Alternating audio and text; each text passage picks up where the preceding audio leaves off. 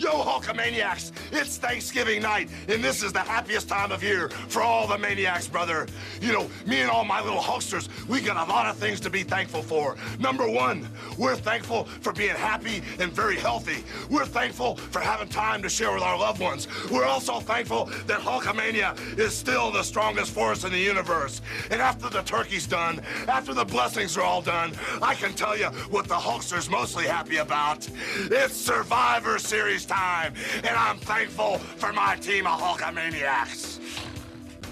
Thanksgiving every day, but especially this day, as the Warriors give me the instinct to deliver the pair at Survivor Series. It is going to be a war! I think this is fake. You can't say that. I can say that. Wrestling's not fake! It's still real to me, damn it! The unscripted, uncensored, loose cannon of commentary. This ain't WCW. This ain't Monday Night Raw. This ain't SmackDown. This ain't even WWE. Do I have everybody's attention now? The recognized symbol of excellence in sports entertainment. You're listening to Marks on Commentary. All right, you're listening to Marks on Commentary. I'm Rofi. I'm Jason Smith. Now, I believe, Jason, you posted our near-death incident from this past weekend Survivor Series. I did. I haven't listened to it because I'm terrified because I get like Vietnam flashbacks from that event that almost led to the untimely demise of the Marks. Overall, though, the night was interesting. What would you say about the kind of fans that packed the TD Garden that night? Special. That's what we say about all wrestling fans. They're very special. There's a certain kind of special. I think they were more eclectic than the TNA fans. I think that in terms of a Massachusetts crowd, you weren't going to do much better than a Massachusetts audience. Oh, definitely.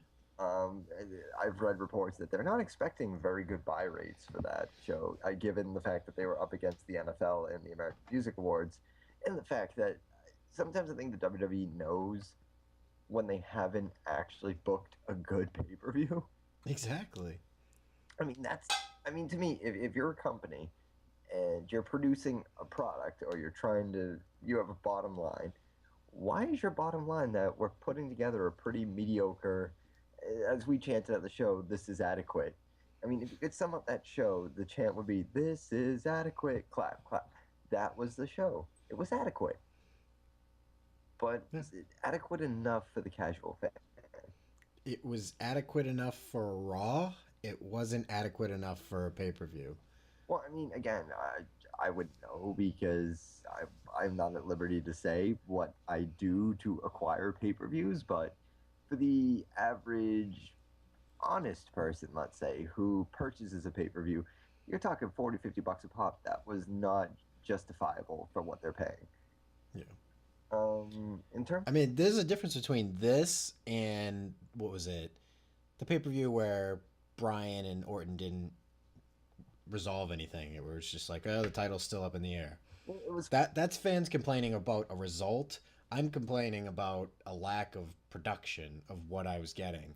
Well, it was funny because I don't have Twitter on my phone. I have been on Twitter in a while now. I'm taking somewhat of a sabbatical from the usual dare I say, slandering of the product, but I wanted to grab your phone and just be like, seriously, like, where are we at in terms of this card? Like, where are we at in terms of, and I'm reading, like, Big Show's taking time off. Is that the only reason why we built the Big Sob for, like, 4 months to have this one match where, you know, he's out cold? And, I mean, we saw the post-show where Vince McMahon and Steph and Triple H, the pay-per-view, like, buyer did not see that. And I feel like for the pay-per-view buyer, all they saw was John Cena come out, hold his title. The same thing you saw on Raw. And then it was told TLC is going to be a title versus title match. But they haven't specified, is it going to be a title unification, or is it just going to be a title versus title match? And I love the photo you posted because ultimately that's a lot of fans' predictions, is that Orton's going to wind up with the World Heavyweight Championship and Cena's going to wind up back with the WWE Championship. Yeah, I mean, this could have taken place at more of a special event. Like, TLC isn't one of, the big 5 pay-per-views that used to be, where it's like, if that was Survivor Series, I may have been more happy with what I got. You know what I mean? It's definitely bigger than Big Show and Orton, but it's not, WrestleMania quality, at least not yet. Well, I mean, for starters, like, what's the future of Bryan and CM Punk as a tag team? Better yet, what do we want a future for CM Punk and Bryan as a tag team, given the fact that we're all clamoring for CM Punk to get back into the title scene, and Daniel Bryan is just barely out of the title picture in terms of the fact that he was the main event of the last pay-per-view in the title race, and suddenly he's like the second to last match for a regularly contested tag team match. Yeah. I'm at a loss here because you have your main event guys who you're not booking properly. And as we were saying, walking the frigid New England weather on the way home, like, you had so many guys in the locker room who, if you were going to do a YouTube, like, throwaway match, you could have had it be a 10-man tag match.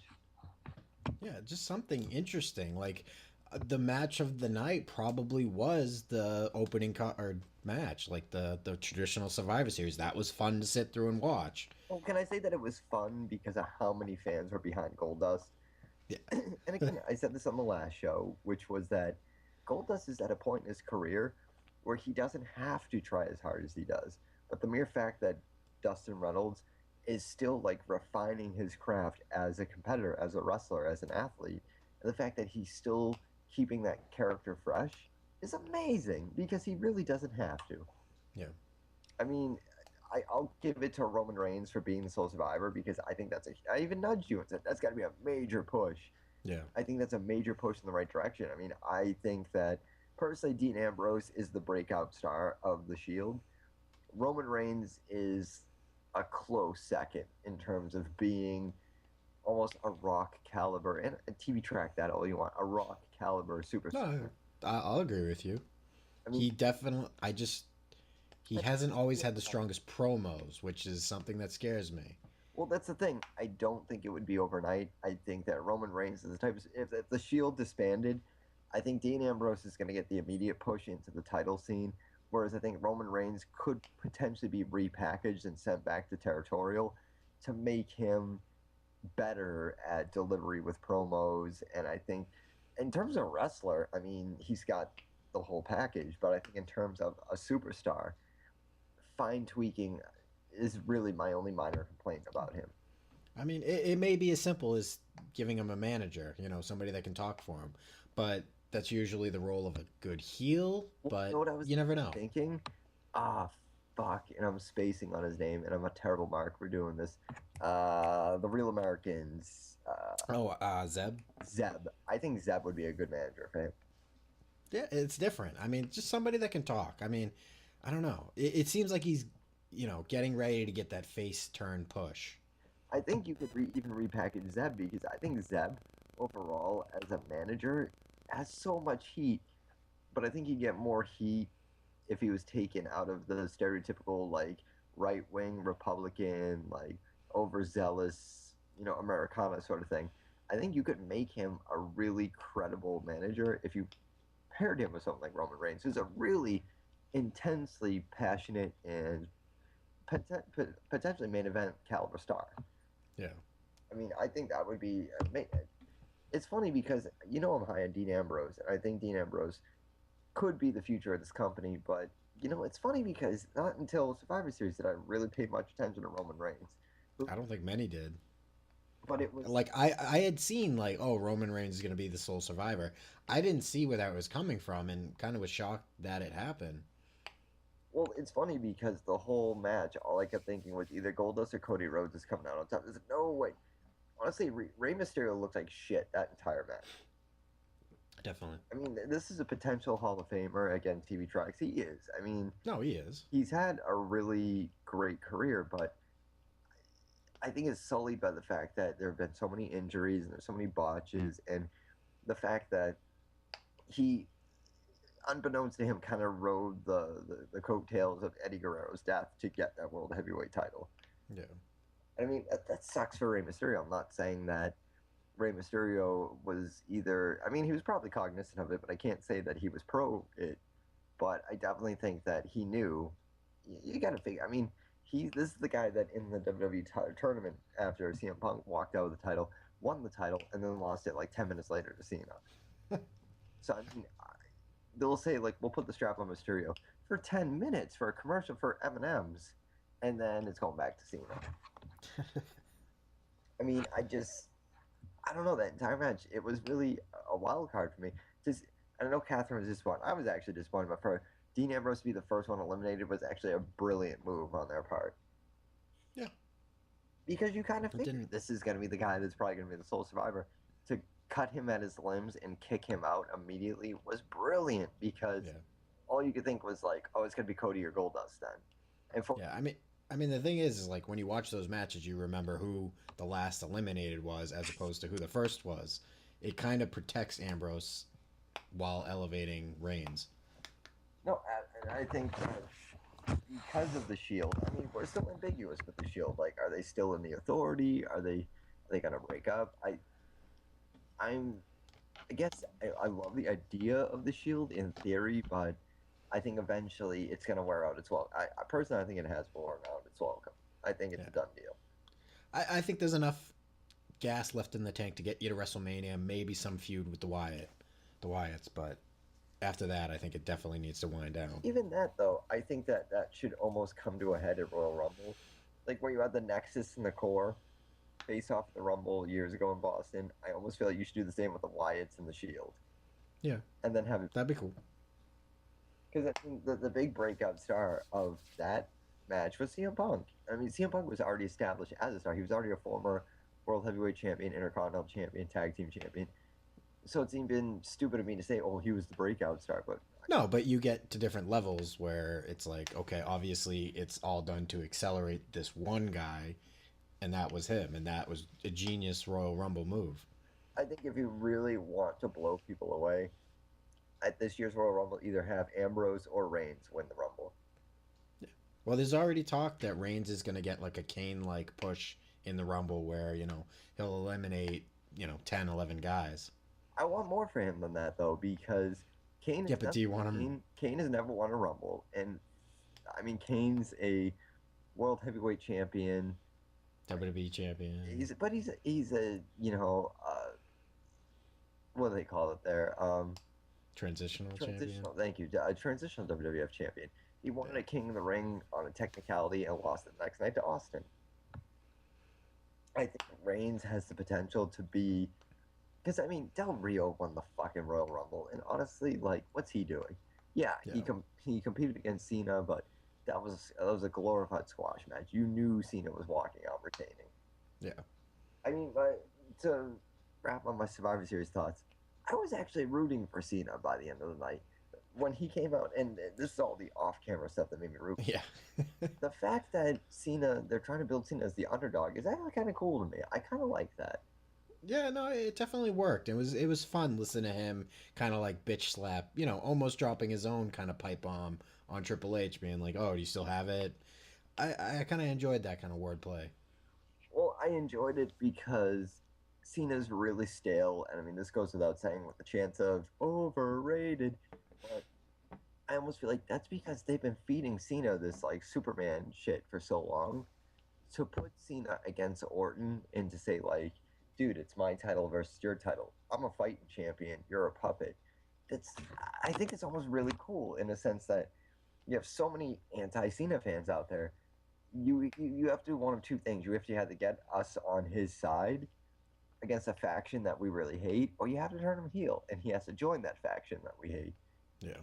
And I feel like they're gonna fuck it up. We know they will, but to get Cena back on, like, the sort of, like, working class, casual but hardcore wrestling fan side, you have to put him in a position where we actually give a shit if Cena walks in with his title and says it's all in line, I'm all in. You know what I mean? I mean, I'm bummed that I remember looking at you, Kathryn, thinking, like, was that on the pay-per-view? I mean, that was really long for a pay-per-view ending. And to realize that he just came out and flashed his title and that was kind of a bummer, because it's like, oh man, if people could feel the intensity, like his promos, after the fact were really intense. I mean, Yeah. granted, they were glorified and local for cheap pops, but they were really intense. I'm with you. No, definitely. You could feel something in the audience, like, holy shit, what's gonna happen? But It was I the don't know. first time, honestly, as a fan, where I hated a match so much that when I heard John Cena's music, I actually like wanted to scream.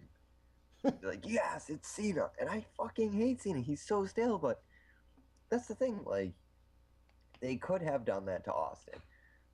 I don't know if it was just Steve the person or the character or whatever, but anytime you heard the glass shatter, even if it was during the Rock Mankind feud, you were still on Austin's side. I feel like that's Cena doesn't have that Yeah. because he's consistently pushed. Where the brilliant move with Austin was take him out of the title picture completely and have him focus on this one rivalry for like a year. Yeah.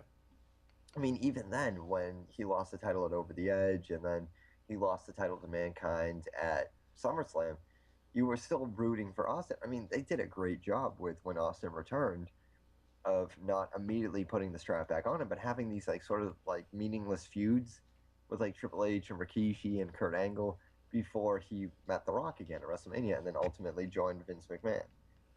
I don't know. I mean, I suppose they did it kind of last year with Cena, you know, where they kind of hopped around. Like, Cena didn't hold the belt for a good year and a half. Well, obviously, because Punk was champion at that time, you know, and he lost to Rock, and they kind of built him down, and then they slowly built him up. But I think like oh, what was it?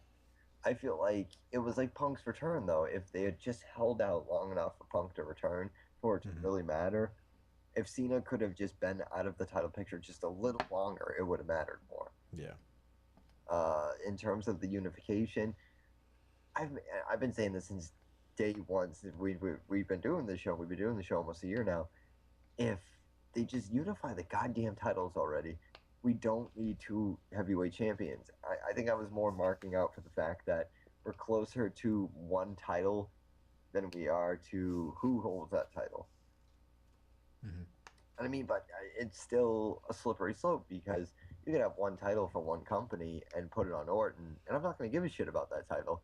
Or you throw it on Cena, I'm not going to give a shit about that title. But because I mean, you put the title on Del Rio, I really don't give a shit. Mm. You know, I don't know.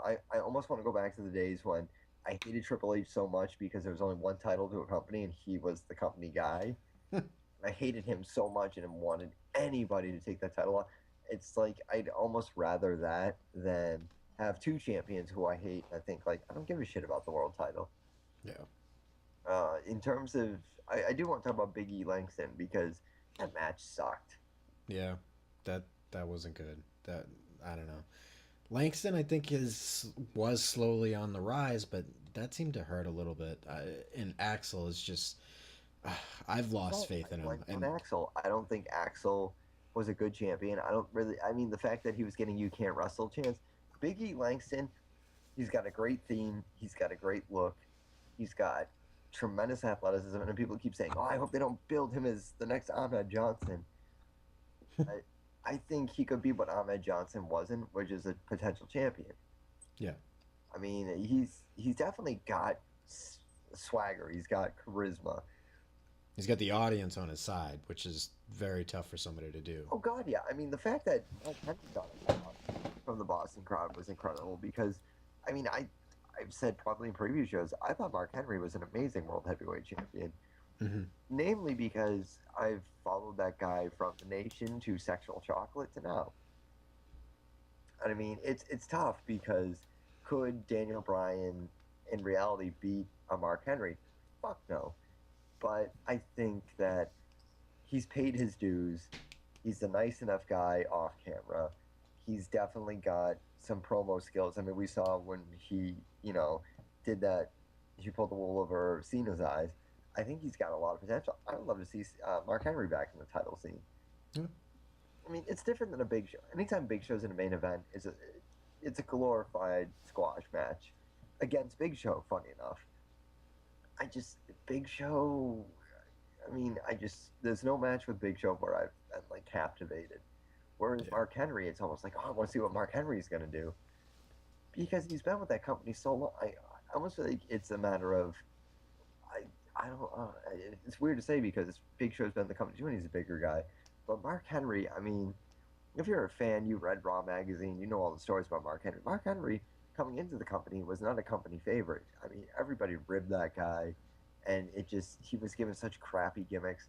For him to finally become Mark Henry was such a big deal. I mean, I guess that makes me wonder, like, can you differentiate between, what you know about the person and what you see of the superstar? Like, are you rooting for the person playing the superstar, or are you rooting for their character? I think it depends on the guy. Like, the character, and I mean and the person, John Cena, the guy who goes out and does all the charity stuff like that. Great, I love that. But as his WWE on-screen character, I'm sick of it. It's flat. But CM Punk, where the character, you don't know where the character on TV begins and the character in real life begins. Of course, I root for that. Like, there's very distinguished or no way to distinguish between the two. Well, it's funny because, people bust my ass about this, but Austin and Ultimate Warrior, two guys you didn't know where the character began and the person finished. Definitely. You just assume that's how they were in real life. I think that's why, I joke, but in sincerity, I love Warrior because he's such a nut job. And he's so, like, you'd hear these Notorious Warrior promos, but really, that's just how the guy talks. He talks in riddles. And it's funny because regardless of his personal politics and whatever, he's just one of those guys that you're just like, he's so strange and he's so out of his mind. He's got to be superhuman. Like, you almost had to. Whereas Hulk Hogan, it was like, yeah, he's a quasi superhero. Whereas Ultimate Warrior, it's like, dude, that guy's so off left field and off the radar that he could be from outer space. Like, we don't know that. Even The Rock, I think in his earlier days, The Rock was just such an arrogant piece of shit that it was almost like, even when you hated The Rock, you loved The Rock because he had those qualities about him that, love him or hate him, it still made him entertaining. Triple H, I don't know the man personally, but I think what has always kept Triple H's character going is the fact that we don't know Paul the man and Triple H the superstar. So he could be like this really down-to-earth, funny guy, or he could be a real prick. And you just don't know, and that's what made him so special. I think that's the thing we miss now, is special superstars. Like Daniel Bryan, for instance. I think Daniel Bryan's amazing because he can wrestle, but really he's just got that personality. That it's like, if you bumped into him on the street, you just get it. You know what I mean? Like, he's the everyman. I want the everyman to represent me on WWE television. Yeah. And I think it's funny too, I almost commented that the fact that the last time I was in the TD Garden to see a WWE event, the Uzos were on Superstars. They were doing the dark match, and here they were opening the match for Survivor Series. Is that an upgrade, or? I think it's, despite what Kathryn says, I actually think that they have potential. I just don't think, again, that the tag division, I don't know, it's not what it was, and I don't know if it can ever be what it used to be. Yeah. I'd like to see the Usos turn heel at some point. Running out and smiling isn't their game. If they kind of adopted the dark Rikishi persona, I think that would work for them. But did it work for Rikishi? Because, don't back. The last time I was in the Garden was King of the Ring 2000. I love Rikishi because he was such a great face. For the stupidest of reasons, but he was a great face. When he turned heel, I hated it. Because I didn't think he was a very good heel. But it's the thing. I think they almost work the opposite of what they're good at. Yeah. You know what I mean? Like Rikishi, he's a sight. Like, he's obviously a physical attraction. You know what I mean? And it doesn't play to that asshole, a guy with a giant ass doesn't play so much as being a giant ass. No, I will agree with that. I think pinning him to the to the Stone Cold car accident was a terrible move at the time because he had such crowd momentum behind him that it was kind of like when he turned heel, nobody really knew what to do because it was like, when a great face turns heel, it upsets the fans. I think in that case it just confused the fans. Yeah. Because I mean, you could look at a face and be like, yeah, he's the type of guy that could be a real fucking asshole if he wanted to. Whereas Rikishi, it was kind of like he's kind of a parlor trick. He's a cheap parlor trick. Like he's a fat guy. He comes out and he dances and whatever. Not to dump him down because in his own right, he was a great Intercontinental Champion. Yeah. But I mean, I even said the same about Benoit. I think Benoit, he was a better heel than he was a face, just because, I mean, despite what we obviously know now, he had that darkness to him. He had that aura of like, yeah, he could be on your side, but he could snap your neck in 2 seconds. We should probably, digress from the whole thing. Yeah, I'm not gonna touch that. Jason's not gonna go near that. But I mean, no, but I see what you're saying, and I understand it, and definitely agree with it. And sadly, it became true. Well, unfortunately, you look at Guerrero. Guerrero, that guy again. He was one of those superstars that I fucking miss Guerrero. Yeah. Because he was a fucking amazing athlete, but when he was heel, you fucking hated him, and when he was a face, man, like everybody loved him. Yeah. And he was a Shawn Michaels. He was second. I mean, there's that video floating around on YouTube of DDP having breakfast with Jericho, and Jericho was going over the list of his favorite wrestlers. He said, "Well, yeah, Shawn Michaels #1, but Eddie was always close to being #1 because he just had that ability." You know what I mean? Like, and that's a rare thing. So when you go face, you go absolute face, and when you're heel, people hate you. Yeah. I think that's the kind of superstar that we're lacking because, sometimes in the locker room you're overloaded with heels, or you have a face that it's like almost like they're too Boy Scoutish. Like, where's that sort of person like a Rock or a Stone Cold or whatever, where it's like you can never quite tell where they're coming from, but they just entertain the shit out of you. Because they don't do one better than the other. They're very good at being versatile in, I'm a good face, but I'm also a great heel. Like, where do you want me today?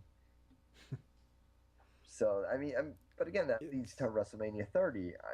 If we have the title, again, they're not calling it a unification title match, but if you have the Cena-Orton match at TLC, what do we have for WrestleMania 30? There's a number of matches. I was hoping for a build-up where, you get Punk and Bryan and Cena and Orton in one match for both titles. That's what I was hoping for. I thought that would make money, but I don't know. I don't know what the big marquee match is for the WWE title. Because in my mind, that's the main event. Whoever is the WWE champion is in the main event at WrestleMania 30. I still think, hands down, it's got to be Taker's year. I'm not hoping the man will retire, but I would love to see at least a CM Punk, or rather, I would rather see a Cena Undertaker main event and a CM Punk, whoever, like close second to main event match. Brock, or Bryan. It's so funny because. And again, we talked about this. Taker is more likely facing Brock, but why? I think Undertaker's again reached a point where we know he's going to retire. It's just a matter of when.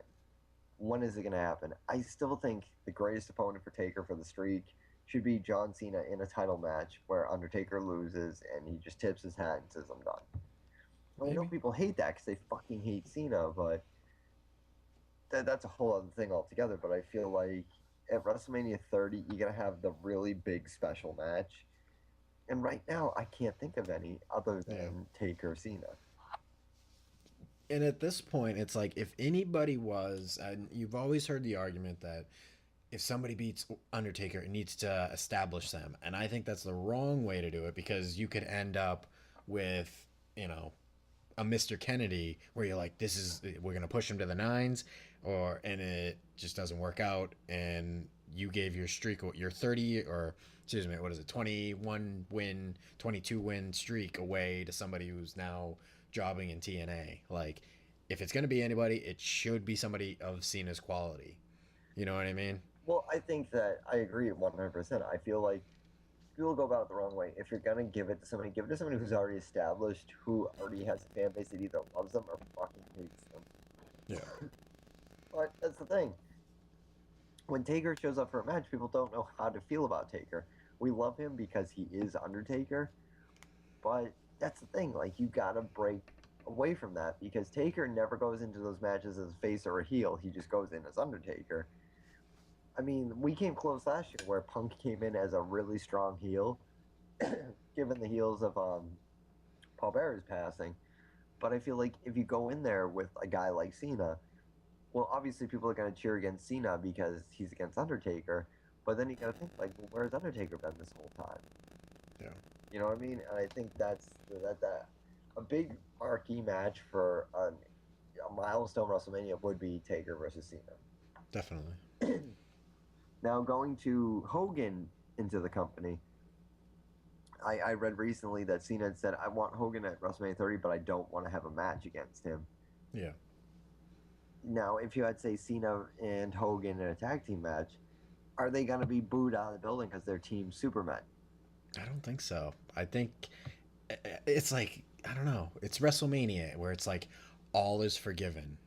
You know what I mean? There's a certain, oh, wow, like this is a spectacle. You know, when Hogan came back and fought Rock, where it was just like, okay, Hogan was WCW. He almost killed the company, but he came into WrestleMania and was like, holy shit, this is a moment I need to be cognitive of and watch and see. And it's like, wow, you have the two different spectrums of WrestleMania.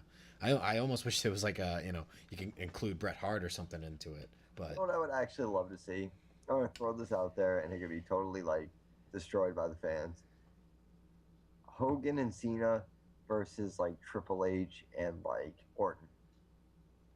You have the superhero faces of the company, the veteran, and the blue chipper, if you can even call Cena that, versus the heels, which would be, again, Triple H. And, I mean, I would love to take, like, an ultimate heel, if you can even really think of one at this point. Have it, like, Jake the Snake and Orton, like the fight machine. But really, I think it would have to be Triple H and a guy of his choosing against Hogan and Cena, because it would be old WWE versus new WWE. And it would have to be two guys that, Triple H represents the Attitude Era, whereas Hogan represents, God, like, nearly the whole company at that point, because Hogan carried that company on his shoulders. And people, despite Hogan Knows Best and Nick Hogan, all that shit, Hogan was the face of vitamins, lunchboxes, action. Like, he really was the face of that company. I think in terms of putting together a match like that, if you were to pair Hogan and Cena together, you would have to think of it like Vince McMahon would think of it, which would be, who have been my two biggest draws of the past, like, 40 years? It would have to be Hogan and Cena. Because, let's face it, Bret Hart cannot wrestle. yeah. He can't. He just simply can't. He's older. He had the concussion. I'm not saying Bret Hart can't wrestle. No, he can wrestle, but he can't now. Whereas I would love to see, like, a Bret Hart, John Cena, or whatever. But the fact is, he just can't. Oh, yeah. So, I mean, it would have to be Hogan and Cena versus the heels of your choosing. Well, who are the hottest heels right now? Obviously, Triple H. And another obvious answer is Orton. Unfortunately, I don't like Orton, but he would be the best choice. I mean, could you even book that match and think, like, oh, that would be a great match? That might work at SummerSlam, but not at WrestleMania. I don't know who you put in there with. I mean, if you wind up and you put the Shield against Hogan and Cena, it's like it doesn't resonate that big feel. You're playing to the team of Cena and Orton as you're playing to the team of Cena and Orton versus XYZ. Well, because you would have to play up Vince McMahon's good creations that he has no control over versus Vince McMahon's other creations. I mean, personally, I would love to see a match between Hogan and Cena versus, like, again, and not to beat a dead horse here, but like Warrior and a partner of Warrior's choosing, which probably would be Punk. Because you have the Warrior Hogan dynamic, and then you have the Cena Punk dynamic. I mean, WrestleMania 30 is going to be a tough pay-per-view to really build, because I don't know, WrestleMania 20 just seems so seamless. like for the most part, they got it right. They really got it right. Whereas WrestleMania 30, it's everybody's older now. Like they're on their way out. Like, what do you do? I mean, you definitely need to get in the mindset of building the next stars because, you know, Cena's breaking down. You know, his injuries get closer and closer together now. Right. And at some point, you know, there's no more tread on the tire and you don't have a replacement in the trunk. So, well, that would be my question there. 978-276-9418 at MO Commentary on Twitter. I'm sold with Cena and Hogan as one tag team. Who would you make as your ultimate heels? I mean, I can't say living or dead because we have to go with the living. Otherwise, I think most people would probably go with, I don't know, Legion of Doom or something. yeah, and it has to be something functional where you can't be like, oh, well, Bret Hart on the other side. It doesn't work that way. Like, yeah, you can put that on paper, but it doesn't translate to anything that's worth or probably going to sell to our fans. Well, hypothetically, you could say Triple H, Shawn Michaels, but Shawn Michaels is retired.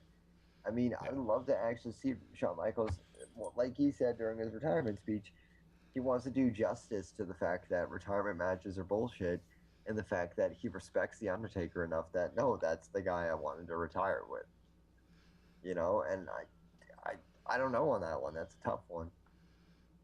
I honestly, last year, I was very optimistic for last year. And really, only one good match came out of that whole pay-per-view. But I was even optimistic for Swagger and Del Rio because I thought the program was strong. I just don't think it came to fruition on the bill. Yeah. So I don't know on that one. But you have a little note here. What are you thankful for in pro wrestling? I'm going to have you start that one off. Fuck. I mean, I'll go the pandering route and say, obviously, I'm thankful for our fans and listeners and shit like that. But this year, what am I thankful for? I mean, I'm thankful that I got to experience WrestleMania this year and, you know, the start of the show and everything like that. But a definitive, like, I mean, always thankful for CM Punk. Well, Daniel Bryan, I don't know. Jason took this very contemplative picture of me where I'm staring out at the Survivor Series set. I showed it to my girlfriend and she kind of laughed because I'm like, that's like the definitive Eddie goes to the TD Garden look. As I'm staring at the stage or whatever, and I'm doing that little kid thing where you picture you out there doing whatever. But really, when you took that shot, all I kept thinking to myself is like, where do we go from here?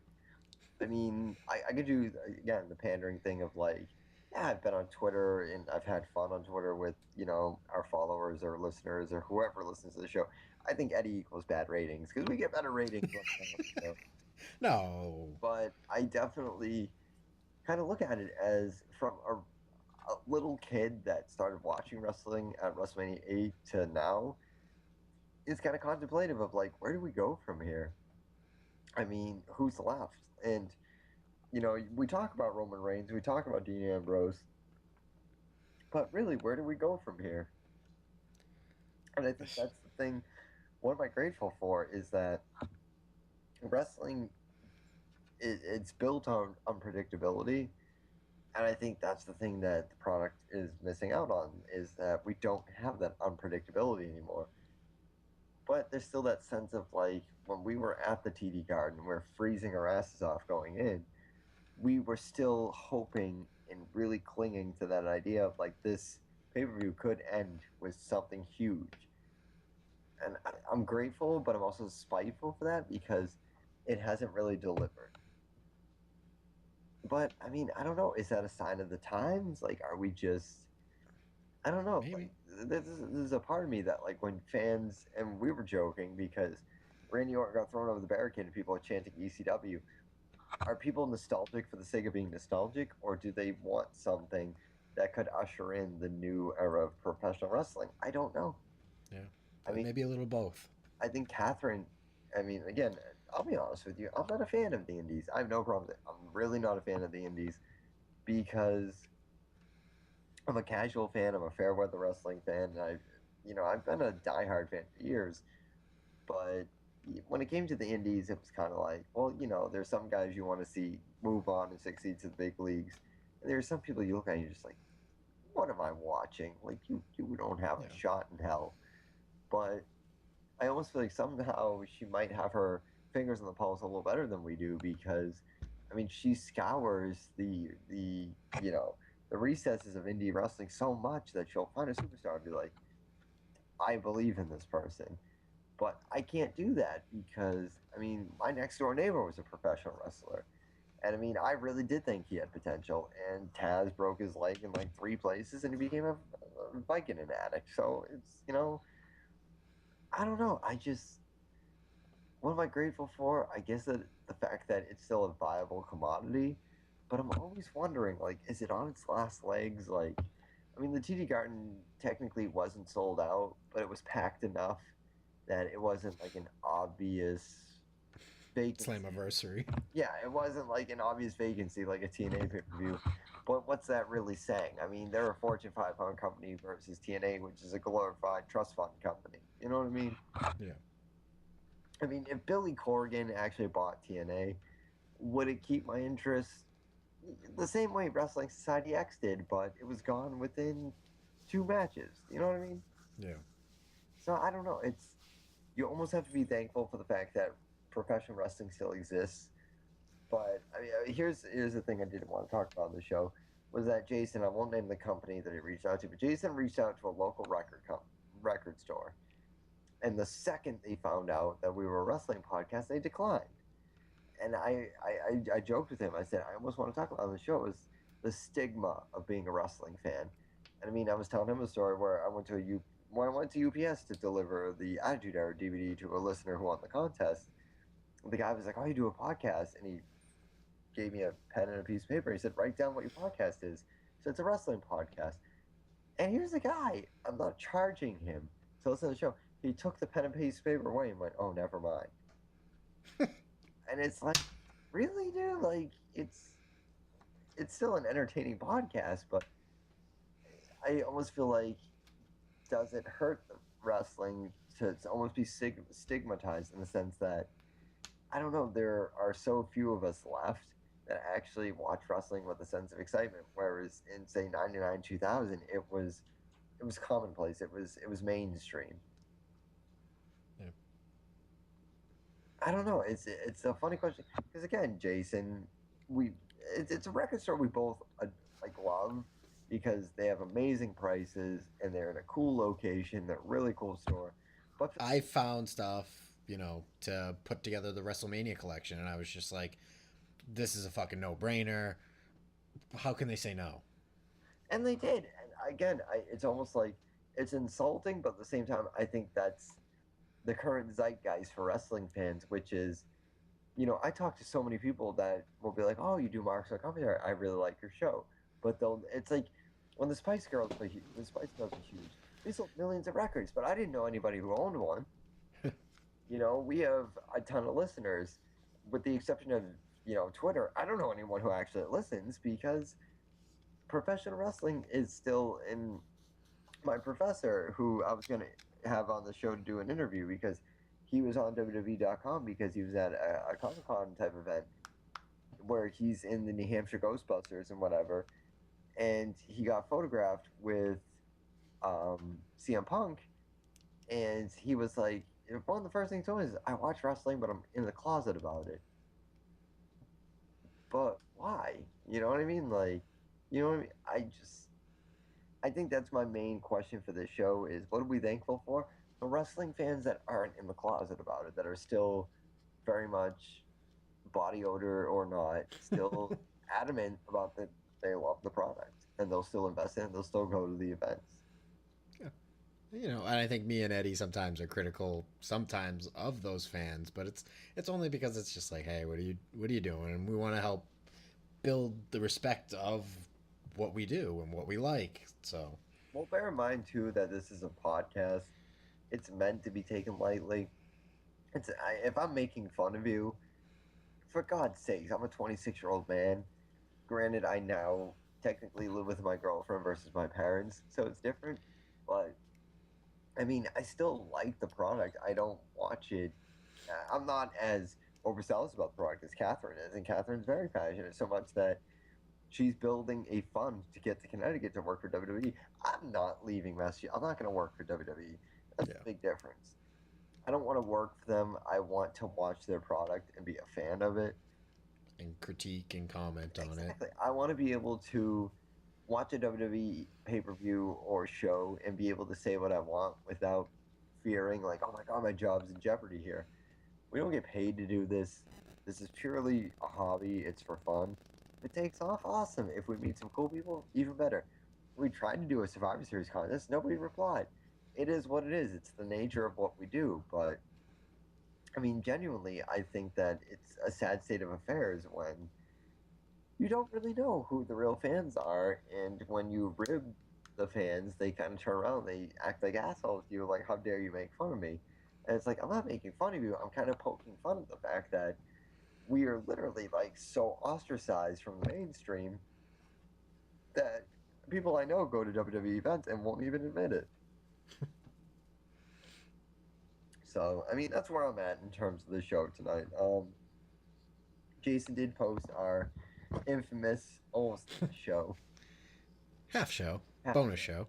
I know, Kathryn, you said did a show with a friend. We're gonna Right after this, don't go anywhere because I'm gonna loop it. So it's one download, 2 podcasts.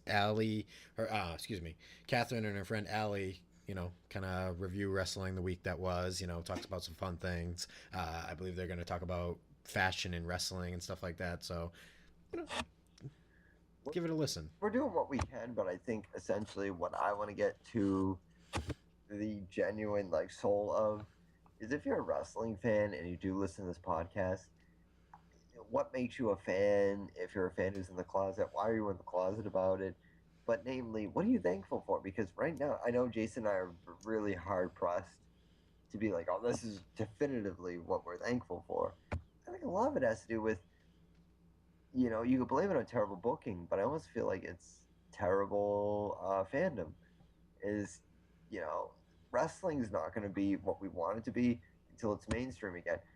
Notice that when the WWE was in the Attitude Era, it was very mainstream, which is what made ECW such a special company because while WWF was mainstream, ECW kind of had free reigns of we know wrestling's like the rock and roll of its day. Well, we can be that underground movement that people will pay attention to and kind of the murmur about oh God, have you heard of this other company? You're not going to get that now because people aren't really talking about wrestling anymore. Yeah. So 978-276-9418 and MO commentary on Twitter. I think this is adequate. Clap, clap, clap. I think this is an adequate enough show to put out on Podomatic. I think Absolutely. that we can get some good discussion going leading into the next show. And again, stay tuned because Kathryn and her friend will be up next. So, any last thoughts? I think it's funny that we fell on 4th of July. We fell on, what did we do? Halloween, and now we're doing Thanksgiving. Maybe we should look into Christmas, but no, it's fun because now, I don't know. This is fun for me now, and I'm really thankful for our audience, and this has been an awesome year, and we're only going to try bigger and better things now, so I don't know. That's my Thanksgiving. Solution is to try to be a little more proactive. The fact is, and I've established on the show, I'm basically a fair weather fan.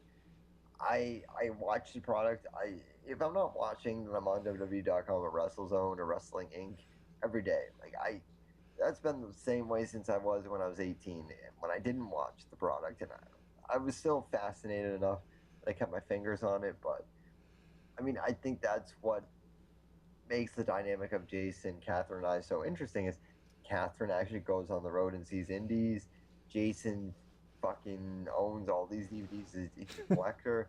Whereas I'm just kind of the casual mark where I say, I grew up with the product and I like to see the evolution of the product. But if you wanted to talk hardcore wrestling with me, I'm shit out of luck in terms of giving you a definitive answer because I'm your average Joe in terms of wrestling. Whereas Kathryn and Jason are a little more hardcore than I am.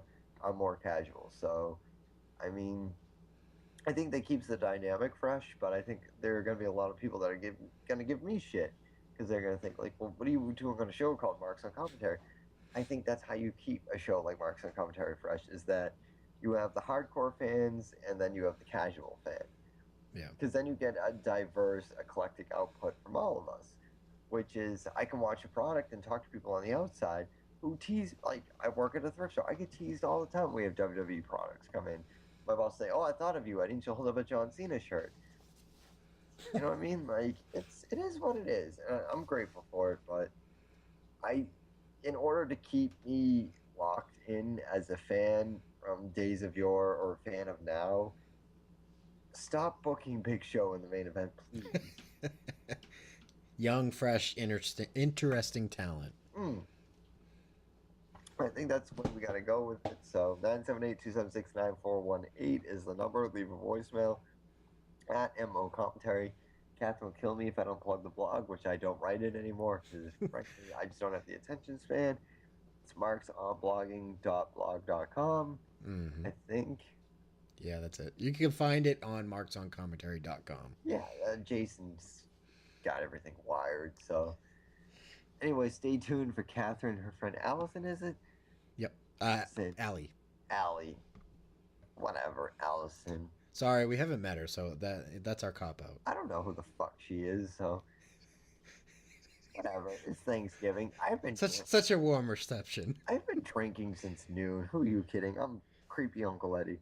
Do you have a drink in front of you, sir? Yes, I do. What do you share? Let's share. What are you drinking? My girlfriend is a saint and bought Jack Daniels last night. Ooh, nice. Which I haven't drank Jack Daniels in like 6 years.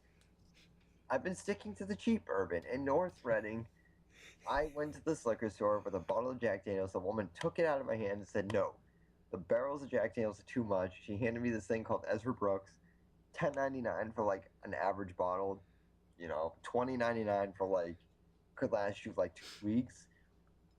And my girlfriend comes home last night with a like $24.99 bottle of Jack Daniels, and it's just like, fuck yeah, I haven't had Jack since like 2006. I'm game. And of course, I'm thinking of Christmas, so I'm working on this whole Christmas musical thing for her. So I drank and play guitar, whatever. Nice. Anyways, I've been drinking since like fucking 3. So when Jason was like, "You want to do a show tonight?" Of course, I can't say no to Jason, but really what I'm saying is, I'm exhausted, turkey and booze. But I'm still here, so I'm here when I need to be here. Whereas Kathryn will argue, "Well, Eddie's never there." I'm not there for the interviews because, again, I'll be there for the next interview we do, hopefully. If I don't forget that I had plans, like a concert or a birthday or something. But I'll be there to just sit quietly and chime in like the black guy in any rap song that just yells the one word that they say. Yeah, that would be me. I'll just yell out my one question and then be shut down, but... 978-276-9418. If you're listening, it's Thanksgiving. Happy Thanksgiving to all. Genuinely from the heart, I think it's cool that we have listeners. I mean, 74 listeners versus, say, 300 listeners, 400 listeners per show.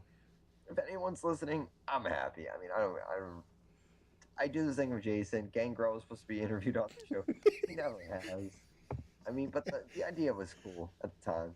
Yeah, stay tuned. He's coming. He may come. He may never come. I may just... He hasn't unfollowed us yet, so I'm holding on to that, so I can still direct message him. Yeah, so, you know, what the fuck? It's a podcast. Don't take it too seriously. Again, Kathryn's working her way to Titan Towers, and if she gets there, awesome. If not, we're two assholes. One's in Saugus, one's in Stoneham. It is what it is. Again, if one of these days I happen to be on Route 1 at Target, and I get a text on my phone being like, "Hey, I listen to Marks and Commentary, go to Kelly's," I'm sold. Like, we had a listener donate like $45 to a suicide walkout I did, which is incidentally where I met my girlfriend. Fantastic. Like, awesome. Good on you, Marks on Commentary listeners. But for the most part, hey, it is what it is. 978-276-9418 at MO Commentary. Seriously, any last thoughts, sir? I think that sums it up. You know, happy Thanksgiving, everybody. Happy Thanksgiving, and stay tuned for Kathryn and Allie. Do you know who I am? My name is the Sure Thing Mark Sherman. And I'm that guy, Scotty Slade, and we're Team #Friendship. And you're listening to Marks on Commentary. Yeah.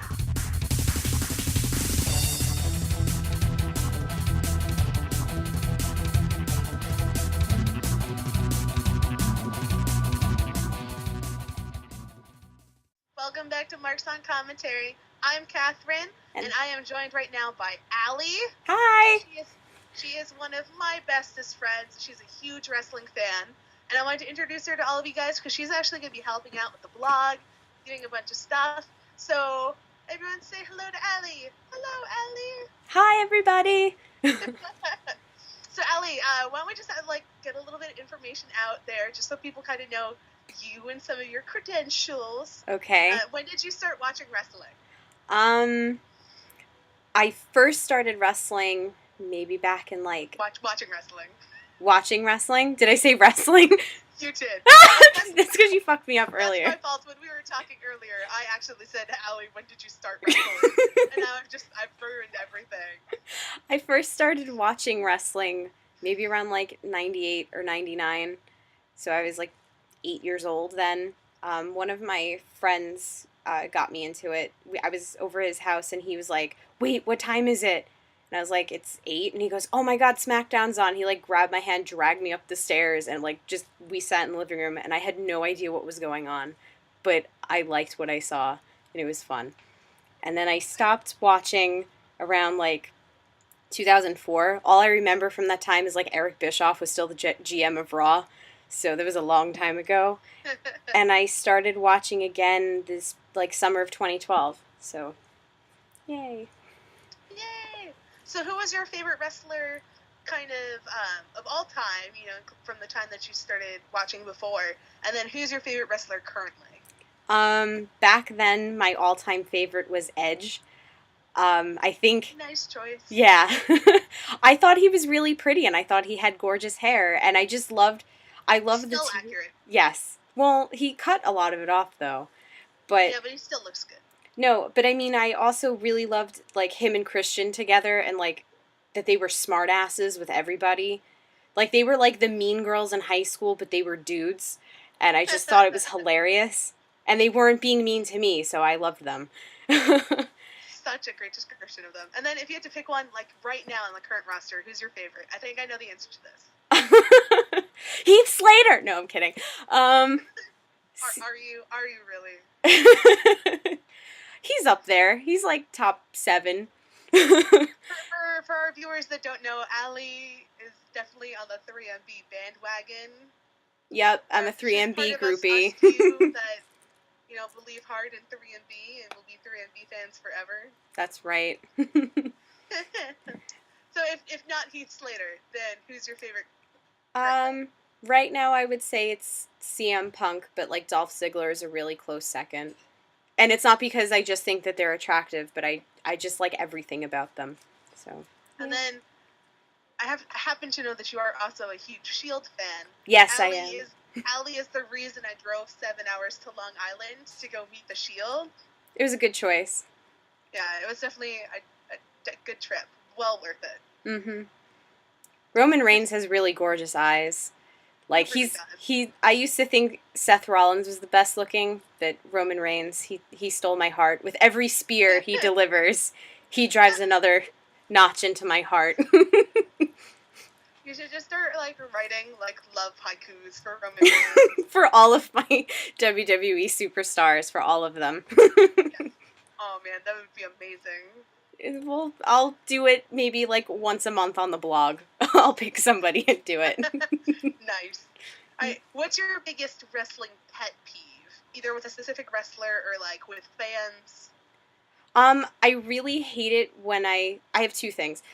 One, and I experienced this Monday night when I went to Raw, which we'll discuss later, is when a wrestler comes out and he has a new gimmick or he's portraying a new character and people still chant. When Bray Wyatt debuted, people were chanting Husky Harris, and so many people got upset about that. And to me, that's, I don't know. For me, it made me kind of happy because I didn't feel like it was in a bad way. I don't think it was a haha, you were Husky Harris. It was oh shit, it's Husky Harris. Look, he's really cool now. They did it Monday night with Mark Henry. People were chanting sexual chocolate. And I'm okay, I get it. It's, tee-hee. But it's it's not relevant anymore. It's done. Get over it. Just stop. I mean, that's sexual chocolate one's kind of funny, but and also that one's more further removed. That one I feel is a little bit. It was more 20 years ago, people. Right. Like, come on. Right. I wouldn't say it's inappropriate, but I mean, I feel like that one's a little bit more out of place. At least, like, the Husky Harris chants, like, that was his debut. So for me, like, it was kind of people acknowledging, like, oh, look, that's, like, you're Husky Harris, you're from Nexus. Holy shit, you're really cool now. Like, let's move on, let's acknowledge your Husky Harris and get it out of our system. I think if it had continued, then it would have been problematic, but it was just that one night. I noticed, like, they tried, I think it only came across on TV that one night, but I went to Raw at the Barclays Center back in July. It was the Monday after Money in the Bank, and a couple of people in my section tried to do it, and I think the rest of us just looked at them, and we gave them, like, the biggest evil eye, and then they just stopped. Because we were just there's no. There's always going to be douchebags. Yeah. And my other pet peeve is when I'm watching the show at home, especially like on Raw, when they do commercial breaks in the middle of matches. It's stupid.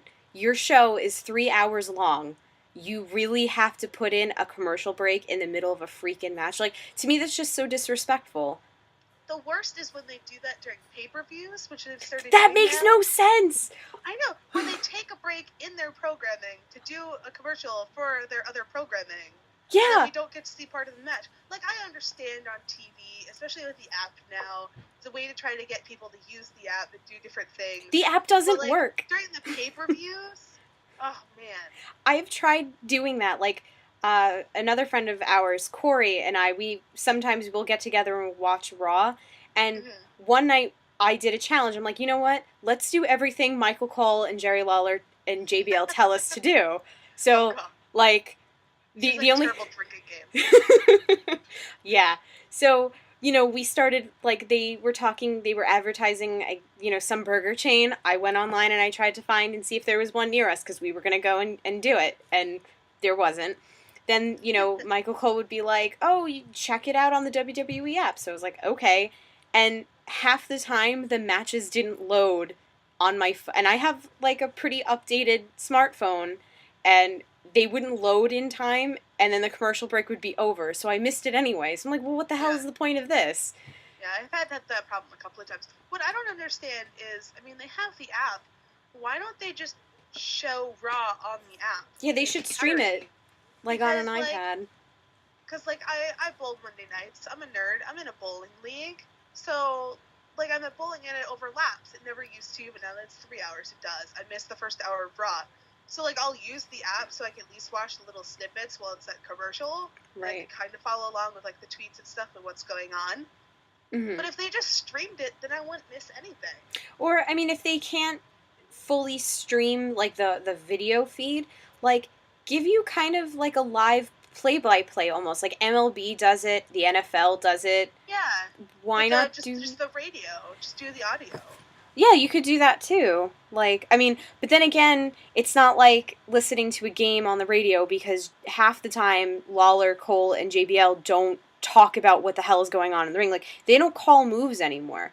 I used to really like that as a kid, and, because I learned more about wrestling, and I felt like I learned more about how wrestling has evolved over the years just by listening to them talk about it as their, it was relevant. Now, it's like, now basically JBL just shits on everything. Like, he just is like, this is stupid. This is the dumbest thing I've ever seen. I will say, like, he has been getting better. The first couple of months that he was in, I absolutely hated him. And I don't know if it's because he's next to Lawler, and Lawler is, like, the worst thing ever that has ever happened to commentary for WWE, but, like, he's looking like the golden child, like, and then, like, I enjoy SmackDown where it's just JBL and Michael Cole, and I don't know if it's just because I hate Lawler so much that it's like, thank God he's not there, but, yeah, no, like, I totally agree that they definitely don't call it. I mean, I've been watching a lot of, like, older wrestling, or even, like, a lot of indie wrestling, where you have, like, the kind of the play-by-plays that are trying to really make it, so they're trying to do the best they can to prove that they know what all the moves are. Yeah. And when you watch those, like, you're right, like, you learn so much. You learn what the different moves are, and you learn how to spot different things. Yeah. And it's really helpful. So, I mean, that's a great point. it made me interested in watching, and learning about the technical aspect of wrestling and wrestling matches, because then you knew, like, what moves kind of set up for other moves. Like, Right. so you could follow the story of the match more and more. And they don't do that, so I have no idea what the hell is going on. Half the time I watch Raw on mute, and I'll be doing something else, and then I pick my head up, and I'm like, oh, that was cool, and then, like, I go back to what I'm doing. And that's not something that you want your viewers to be doing when you're broadcasting a show. Yeah. I will say, like, I go through spurts where I'm less interested in what's happening in WWE. So I definitely say for the last couple of months, I've been more focused on indie wrestling than I have, WWE wrestling. And, I do the same thing. Like, I notice that I'm not focusing on, like, what's going on Raw as much. Like, it's just kind of on. And a lot of that is, the commentary. Some of it's the matches, which, I mean, we'll kind of discuss. Because I went to Survivor Series and Allie, you went to Raw. They were both, mediocre shows when it came to the card. But, I mean, when you're watching Raw, like, you want to be able to listen to the commentary and not get annoyed by it. I mean, to me, it just, if your commentators if they don't seem like they're interested in what's going on in the ring, then why should I be at all interested in what's going on in the ring? Right. Like, it's different when you're there live, because you're there specifically to see that. So you don't really have that distraction of the audio. Right. But when you're you're lucky if you get to go once a year. So, I don't know. Yeah. Well, and I'll definitely say, like, I mean, I've always been a fan of Michael Cole, and which I know is arguable by some. You're a proud coal miner. I am. I miss the coal mine. But, like, when you see him do commentary and you see him do the play-by-play where he's calling what's going on the match, like, he does a phenomenal job, so you know he can do it. I feel like he gets distracted because there is someone like Lawler that's taking away the attention from the show. I feel like ever since Cole kind of went back face, I mean, he was heel for a long time, but now that he's face, like, he's done a better job of trying to keep attention on the match. But when you have someone like Lawler who just goes off on tangents, talks about random stuff, is making inappropriate comments, it makes it really hard to focus on what's going on. It makes it hard for him to focus. And then you add in JBL, and it's just too much. I think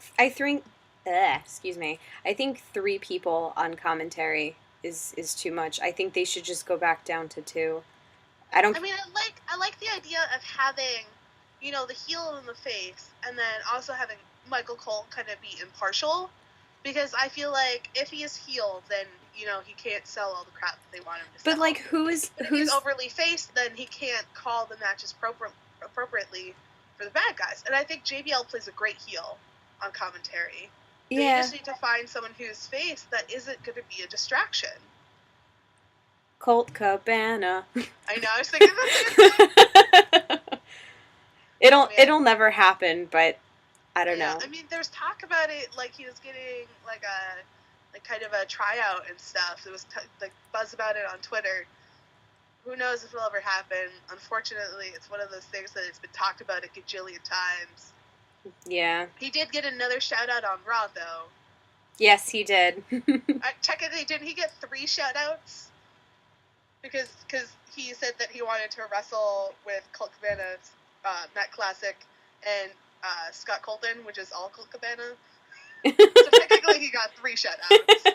People in my section tried to start a Colt Cabana chant, and nobody else joined in except me, Corey, Kate, and Kate's sister, and it was sad. We tried. Colt Cabana. You're just jealous I met him, and you weren't there. Well, he still kind of knows that I exist. It's true. It's true. Colt Cabana signed my ticket for Allie when I went and saw him at a show because I told him she couldn't be there. And he said I suck, so he knows I exist. Yep. His signature went, "Dear Alex, where are you? You suck." Yep. And then he forgot how to spell suck halfway through, and that just makes it better. So it looks like it says you sulk, and I'm like, well, yes, I am in fact sulking at the fact that I am not there. When I looked at it quickly when he was writing it, it kind of almost looked like you slut. Like, that would almost kind of be perfect. That's not as accurate, but No, but hilarious. yes. All All right. right, last question. Okay. What was your biggest mark-out moment of all time? Oh God. I don't think I really have one. There's one that is forever immortalized on WWE film, and that's Raw after Money in the Bank when Brock Lesnar confronted CM Punk. You can actually see me jumping up and down behind CM Punk's head. Which is pretty fabulous. I don't know. Like I get excited for pretty much everything. I'm like one of those people. So I don't really have a specific moment. You have a specific moment where you just like completely flipped your lid? It probably was at SummerSlam 2002 when Lesnar beat The Rock, right? Yeah, he did. And it wasn't like a good mark out moment. I was just like, "Are you kidding me?" Like 12-year-old me was freaking out. It was like, "This is stupid. I don't go anymore." So, and then you stopped watching. Were you traumatized for life? No, I think what made me I think the last episode of Raw I watched was when Kane set JR on fire. I think that was like and I just remember I turned the TV off and I was like, I'm done with this now. Like, I was like, okay, like I have to go practice cello now for a concert. Bye, like I'm done. Nerd. And and Eric Bischoff with like the constant like hot lesbian action. Like that has left a lasting impression because there's a lot of trucks, like box trucks down here that'll have like HLA on the back. Like just like the letters, and I guess it's like the name of a company down here. And so every time I see it, I just hear Eric Bischoff going, hot lesbian action, and I'm like, oh fuck. Yeah. Oh goodness. Yep. It's hard to explain that to somebody who's not a wrestling fan. Why I laugh every time I see HLA on the back of a truck. I mean, it's funny even without knowing who Eric Bischoff is, but like that just makes it even better. Yep.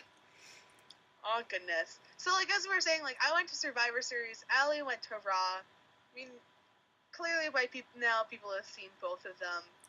I mean, I don't know how you felt, Allie. I mean, I don't want to talk too much about the show itself because it was both of them were pretty lackluster. Well, if you talk about carbon copies of each other. Sorry, I was gonna say if you talk about one show, you're pretty much talking about the other. So I don't think we have to spend a lot of time. I'm just pissed because I was dumb enough to buy Survivor Series and then I bought tickets to go see Raw, so I paid twice for the same show. Yeah. Like when Survivor Series kicked off and it was Triple H's music and he comes out to the ring and he cuts a promo, I remember I just said to myself, this is going to be a $45 Raw, isn't it? Like, that's stupid. Yeah. And I mean, in both cases, I mean, we had fun at the shows because of the experience and the people that you go with. Yeah. But, I mean, it was my first pay-per-view that I've gone to live. I've been to 2 other WWE shows. One was a house show, one was a SmackDown. Mm-hmm. So, like, it was my first pay-per-view. I was really excited. And, you know, I was trying to get myself hyped up for the card. But, I mean, it's not... I mean, unfortunately, any show is going to be a letdown because you build up in your brain what you expect it to be when you get there. Yeah. And then... So, I mean, no matter what, you're going to have that slight bit of disappointment. But, I mean, it's just not what I wanted for my first pay-per-view. You understand? Yeah. Like, I was just really pissed off that it ended 45 minutes early. And that's when I texted you and I was like, what the hell just happened? Is, like, John Cena cashing in the World Heavyweight title against Randy Orton? Like, what? Why is this? Why did it stop? Yeah. I mean, I was texting with Allie and, like, I was telling her what was going on. I had more fun. I laughed more and I enjoyed more the post-show than I did anything else. I mean, I went with Eddie and Jason, our 2 other marks, and I had a lot of fun. Jason was slightly drunk on the way there, and Eddie was Eddie. We were friends, so, like, we got along and we had fun, but, like, Eddie practically fell asleep during the matches, like... during the John Cena Alberto Del Rio match, like, the 2 of them went to the bathroom and got food. Like, that's how disinterested we were in the match. Wow. I stuck around and watched it because I didn't want to miss anything because I'm that person. I'm like But, that like, too, so I don't blame you. Yeah, like, I want to be there early in case something happens, and I want to stay there late in case something happens. Same way with concerts. I will go and see all of the opening bands, no matter how shitty they are. I mean, the first match was phenomenal with the Shield and the Real Americans. I mean, I did not take my eyes off at all for that match. That was. I think we witnessed the birth of the Roman Empire. That's what I'm calling it now. It is the Roman Empire. Like.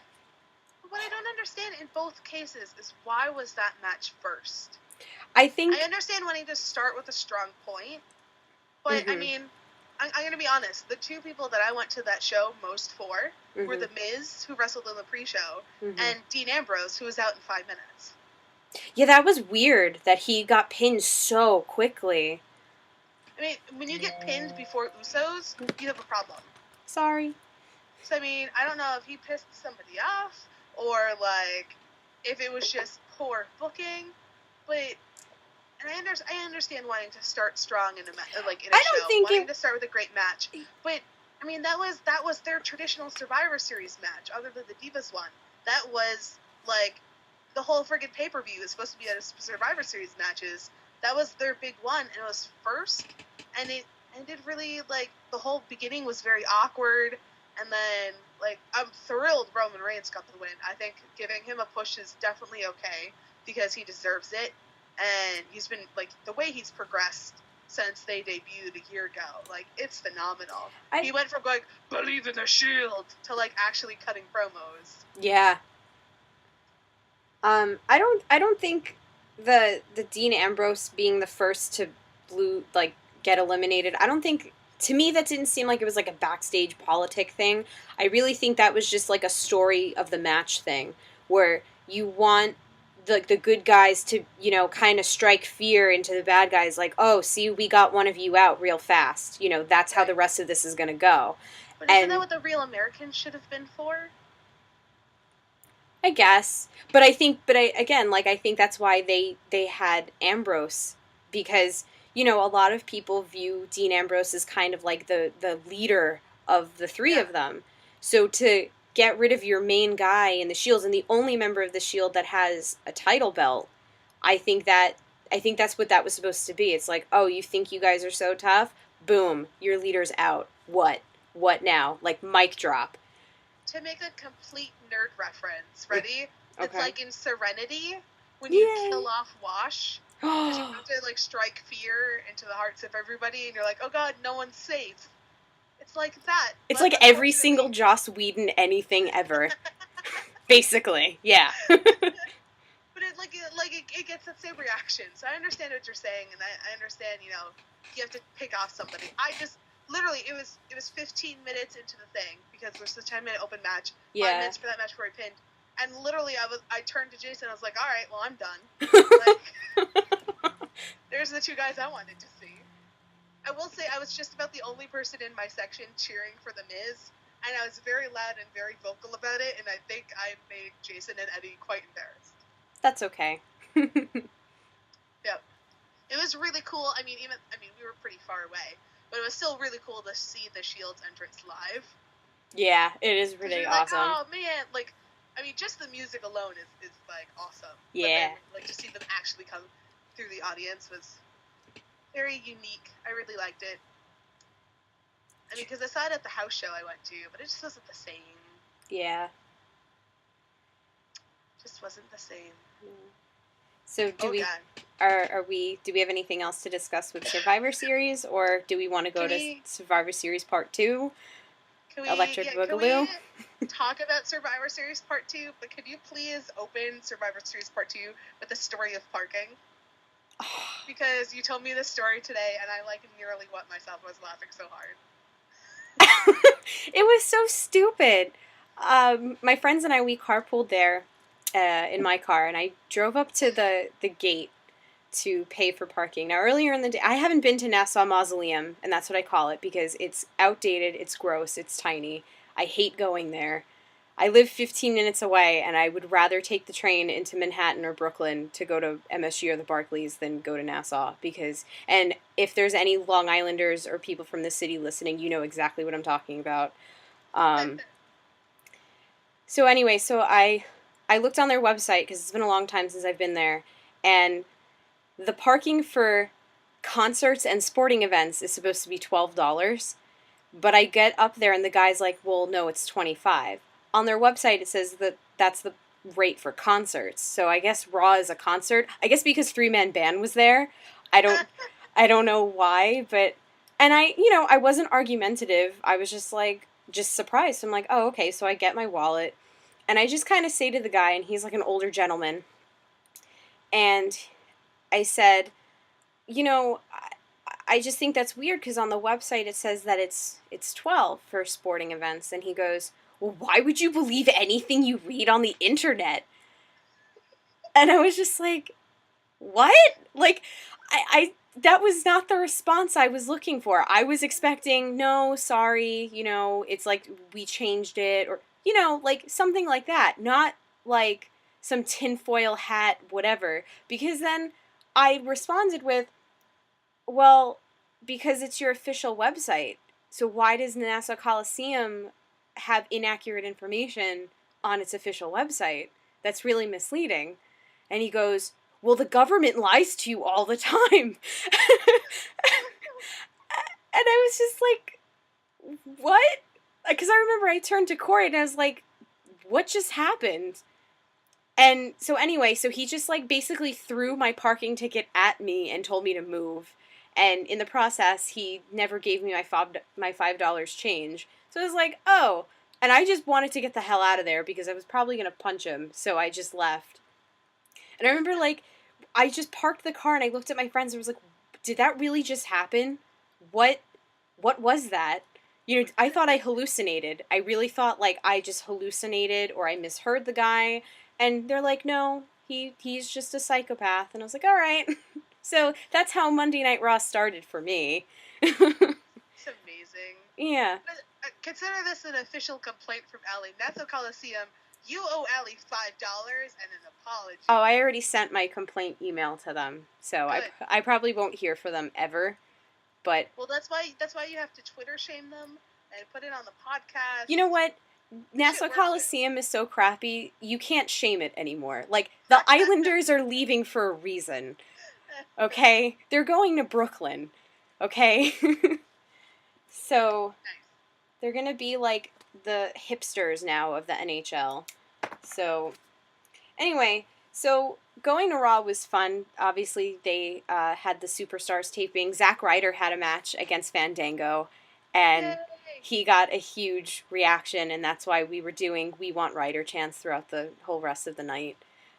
And he won, and we were all into it, and I was really excited to see him because he's awesome, and he lives in my town, so that's pretty cool.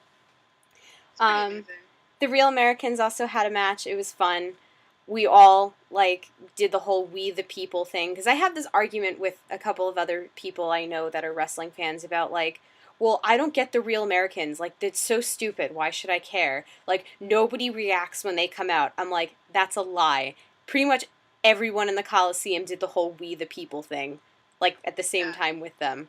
See, I always feel really awkward about it, because I'm like, all right, on one hand, if you do it, you support them as wrestlers, but on the other hand, a part of me, even, buying their t-shirts, I'm like, if I buy this t-shirt, does this mean that I'm actually supporting what they're saying? Because I really don't want that on my conscience. Well, I fully support Zeb Coulter twerking, so oh my god, that was amazing. Anything to keep that on my television screen, I will support. The only thing, I will say the best part about Zeb Coulter twerking was the fact that Cody Rhodes then had to show him how to properly do it, and I'm totally okay with that. Yes, I need to find a gif of that for my collection, because that was fabulous. And the best part of that too was Goldust's reaction when Cody was doing it. He jumped back and was like, "Oh my god!" I know. Oh man, it was that perfect part of adorable and creepy. Yeah. That's Goldust. So that was Superstars, and then Raw was basically I paid for Survivor Series twice because I'm dumb. That's how I felt. like, especially in the beginning, you know, with Randy Orton, you know, which I expected, you know, Randy Orton comes out, complains. But then, like, John Cena comes out and he's basically like, do you know why these people chant for Daniel Bryan every night? Because they want me to be champion. And it's like, what? No, that's not, no.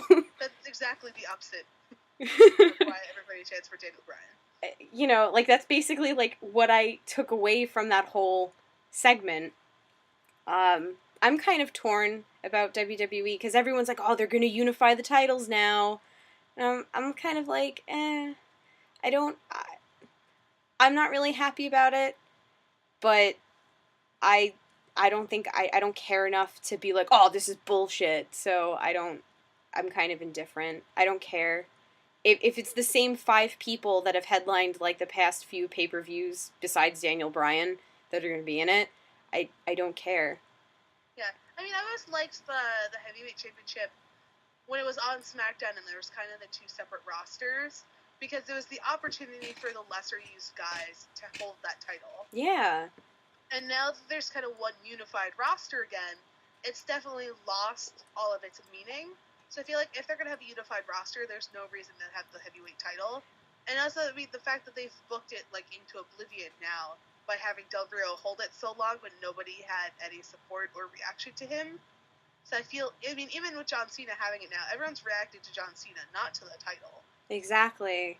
Like, and you know what? I feel so bad for Damien Sandow in all of that too, because he had that money in the bank, and it's like, I was excited because I love Damien Sandow, and I would love to have a snobby, intelligent world heavyweight champion. I think it would be different, and I think it would be fun. And then, like, to not even have him as, like, a transitional champion, but for him to, like, lose to John Cena.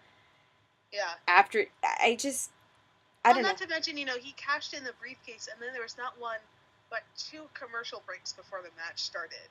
Like, that's never. And he beat John Cena senseless before before he officially did it. Like, yeah. That's usually the strategy I understand not having every single Money in the Bank winner win, because then that would be way too predictable too.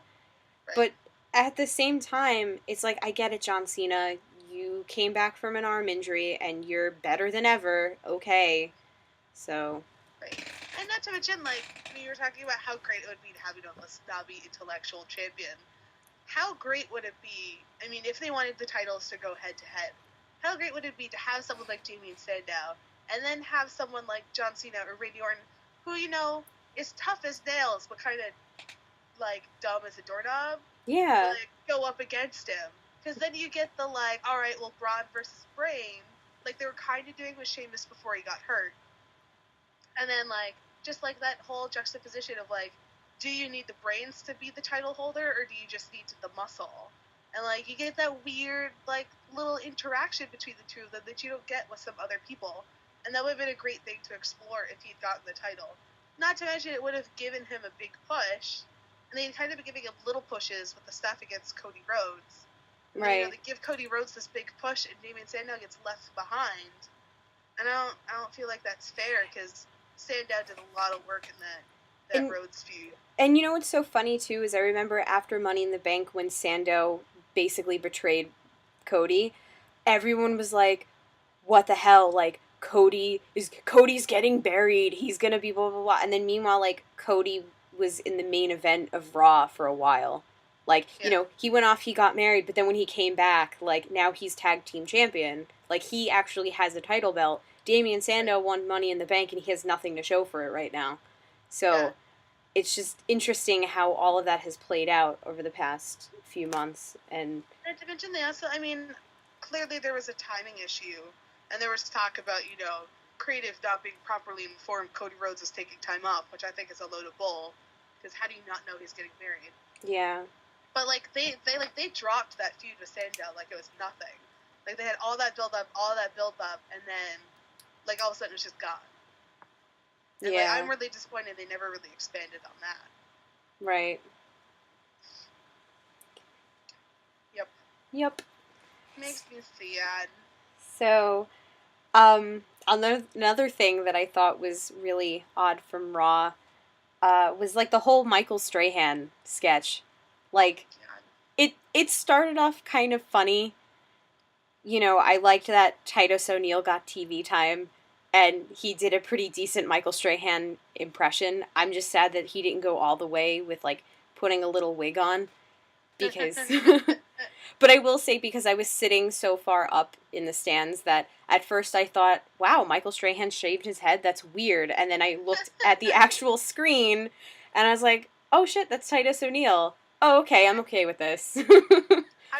I've always been a huge supporter of any time that one wrestler dresses up as another wrestler, anytime anyone dresses up as anything. Mm-hmm. And I think it's because there's that moment of uncertainty, especially when, like, it's a live taping. Because, like, you know, Titus O'Neil walks out and everybody goes, oh, look, it's Michael Strahan. That's not Michael Strahan. Yeah. Like, there's that great video with Punk dressed up as Jeff Hardy. Yeah. Where it takes, like, a good 5 minutes before people realize that's not Jeff Hardy. Yeah. Like, I just love those moments, because that's one of those, like, gotcha moments with the audience. Mm-hmm. That makes you go, wait a second. And, like, I thought that part of it was very well done. Oh, man, I had my own problems with that skit. I didn't like the end of it. Me neither. It went on too long. But, I mean, they've done such a great job the last couple of weeks turning Miz heel again. I think Miz needs to be heel. I mean, he did okay as a face for a while, but he really strives on getting booed. Like, well, that's when he's in his forte. And for him to, like, hold Michael Strahan's hand up in the air and bow and give him a big hug at the end, and then expect him to come back out as a heel again an hour later, was just very awkward. Yeah, a lot of us had no idea what to make of that. We were just like, what is I think that's why we didn't really, like, have a reaction to the end of it. We were just like, what? I think we clapped because, like, yay, it's over. We can get on with the real show now. Great. It was like one of those. It was very awkwardly placed. It was just like, oh, wait, Michael Strahan's here. And then Michael Strahan was like, oh, you know, I like Titus O'Neil, I like The Miz, and I like the Wyatt family. So you should give me something to do with the three of them. Yeah, right? And then there was that awkward segment with Eric Rowan. I liked the Miz's joke about the Giants in the playoffs. Oh, man, that made me so happy. Well, I know it did, because Corey freaked out. Corey was like... Corey kind of just put his head down, but he was like, no, it's true. Our friend Corey is a big Giants fan. Yeah. And as a Patriots fan, I like to remind him as much as possible this year how badly they're doing in football. Yeah. Well, I can't say anything. I'm a Jets fan. So, I mean, our fans like to punch women out in the stadium, so I can't really... I need to get more friends that like the Patriots instead of New York sports teams. Because if I make another Yankees fan friend, I might go. Well, I like the Saints, because after the butt fumble with Sanchez last year, that was the game I said, I am done with the Jets. The Jets are officially dead to me. Like, I'm done. Yeah.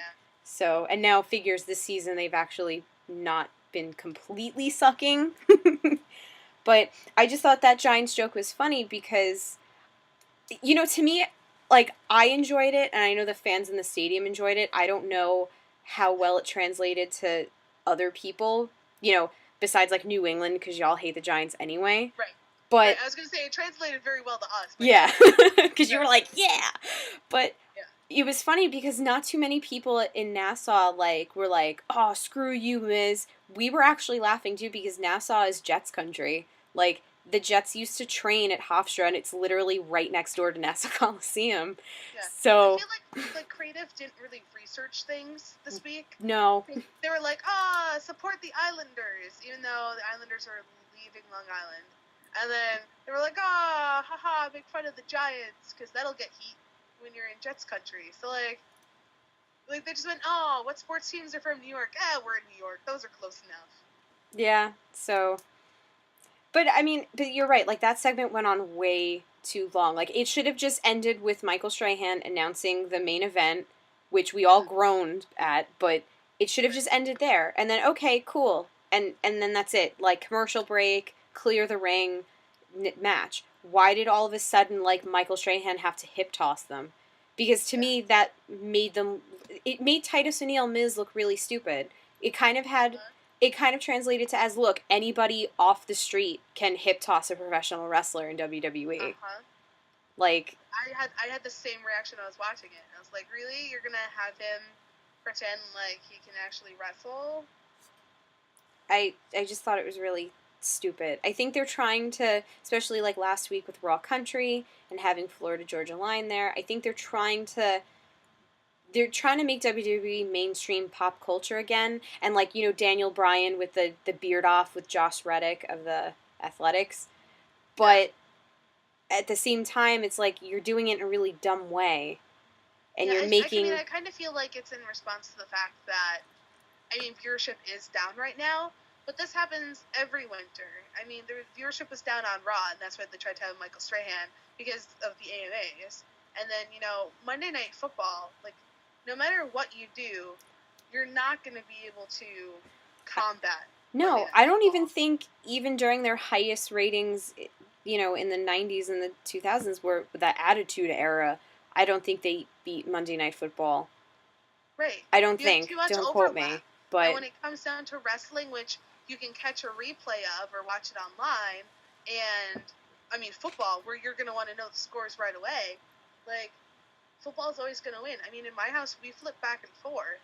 Yeah. Depending on who's playing. I mean, some games we don't care about, but a lot of times we flip back and forth. Yeah. My current favorite team this season isn't even in my market, so I never watch their games. Oh, no. Yeah. So Do I want to know? It's the Saints. Oh, gross. Oh, shut up. Allie and I will forever argue about sports teams. Yep. We don't see eye to eye. Nope. Ever. Wrestling is the only thing we agree on. Yep. That's exactly true.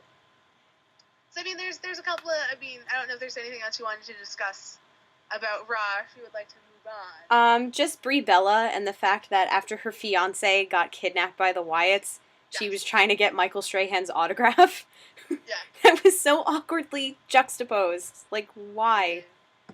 Right? They should have had that segment before he got kidnapped. Yeah. Because then they did, like, they're trying to make up for it that they had that weird tout video, which, why tout? Yeah. She's like, oh no, my fiance has been taken. Yeah, on WWE.com, they actually wrote and they posted, like, a little tout of the Bellas backstage, and Brie, like, angrily threw her football down on the ground. She's like, security doesn't know where he is, and she, like, throws the ball on the ground. I was like, oh, okay. And then Natalya and Nikki are like, no, they do. Come on, we're gonna find him, don't worry. And then, like, that's how the tout ended. It was really weird. Yeah, it was very awkward. And the article said that he was unceremoniously dumped in the parking lot of Nassau Coliseum, which a lot of drunk Islander fans can relate to. Boom! Oh, goodness. Yep. Like, you're right, it was just so awkward. I didn't even read the part about him being left in the parking lot. That's pretty funny. I read that and I was like, oh, alright. I'm sure a few of the fans that went to Raw last night, because there were a lot of drunk people around me that got kicked out, so they probably were out with Daniel Bryan. I mean, what I'm really trying to figure out is what they're doing with the Wyatt family, because this is the third or fourth time now they've picked someone up and walked off with them, and they expect us to, like, believe they just leave them in the parking lot. I mean, they've kidnapped Bryan, they've kidnapped Miz. I mean, he got Kofi. shackled and stripped in a closet. That was slightly different. But Kofi, like, did they really just leave Kane in a parking lot somewhere? No, what they did was they put him in a suit, and when Kane woke up, he was a totally different person. Oh, he was corporate Kane. Citizen Kane. I hope Daniel Bryan, and I don't really hope this, but just for a joke's sake, I really hope that Daniel Bryan gets a corporate makeover and he teams up with Kane again. And it's like a reunite of Team Hell No, but they could be called the Yes Men. It'd be amazing. It would be cute. It would be cute. Oh, that'd be hilarious. Yeah. I will say, I'm not a huge fan of the CM Punk Daniel Bryan tag name, the Goats. Like... Oh, the greatest of all time. Yeah. I don't like it. I like... You had much better ideas. Beardy and the Best? Yeah. And then I also like the Goat to Sleeps. That was my favorite. They should do like a combined finisher. Yeah. Like Daniel Bryan should do his like running knee, and then it sets them up for a go to sleep. I don't know how it would work, but somehow it would. They'd have to figure it out. If they could figure that out, they have to call You it know the what? go to sleep. They're pretty good wrestlers. I'm sure they could find a way. Yeah. If you just we're like CM Punk, come on, go to sleep. He'd be like, boom, I have an idea. Yeah. Oh yeah, and then the only other thing that I thought was noteworthy was half the arena left when Randy Orton's music hit because we did not want to see that main event at all. It was just. I mean, we all have to be looking at that and going, why are people leaving? I don't, and supposedly like Linda McMahon was at ringside also, and I just sometimes I really wonder like what goes through her and like the other McMahons' heads every night, like backstage at a TV taping. So I guess every week, and when they see and they hear like crowds' reactions. I mean, like when we were chanting Daniel Bryan while they were trying to talk about something completely unrelated to Daniel Bryan. Yeah. Like I could kind of see like Stephanie's eyebrows kind of like raised a little bit, and Triple H was having difficulty concentrating on what was coming out of his mouth. So I think that's why she was looking at him like, keep going, you can do this. I mean, I'll be honest with people who are listening. I fell asleep. I mean, I was exhausted anyways, but there was nothing holding my attention. It was the same matches as the night before, and I mean, if you want to do the build up to a ring, you need to build up to it. You can't do a tag match. Yeah. There's no reason that they should ever be in the ring at the same time other than to cut promos until TLC.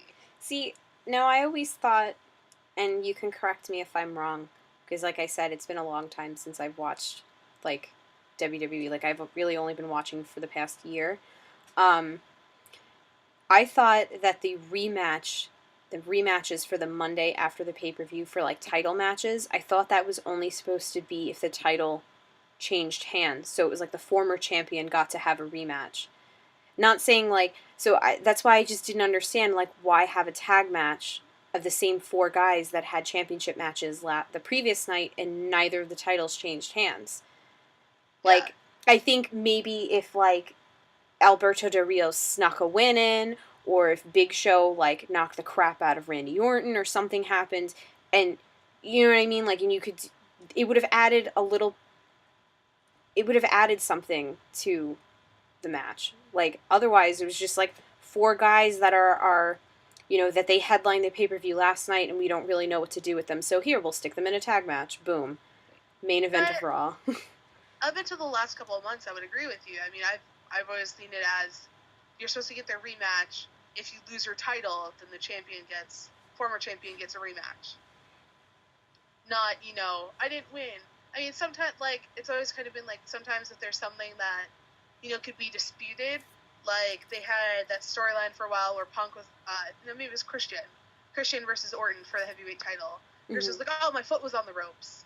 And so they kept doing the rematches because something weird, like his foot was on the ropes, or like something else was doing something else. So there was kind of like a reason to have a rematch because there wasn't a definite winner.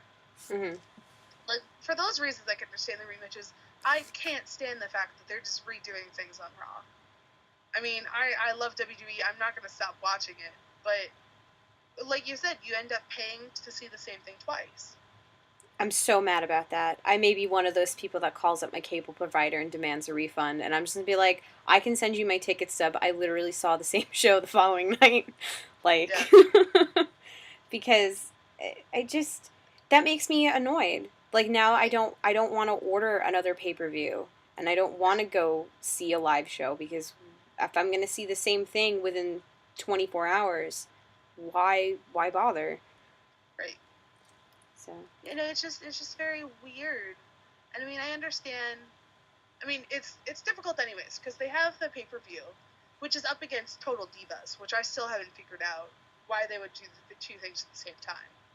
Well, I don't think they have any control over that. I think that's just like that's their time slot, so that's how it is. But yeah. But I mean, like, it's really weird. And then you have like, I mean, I watch it because I still watch Total Divas. I watch it the next day on demand.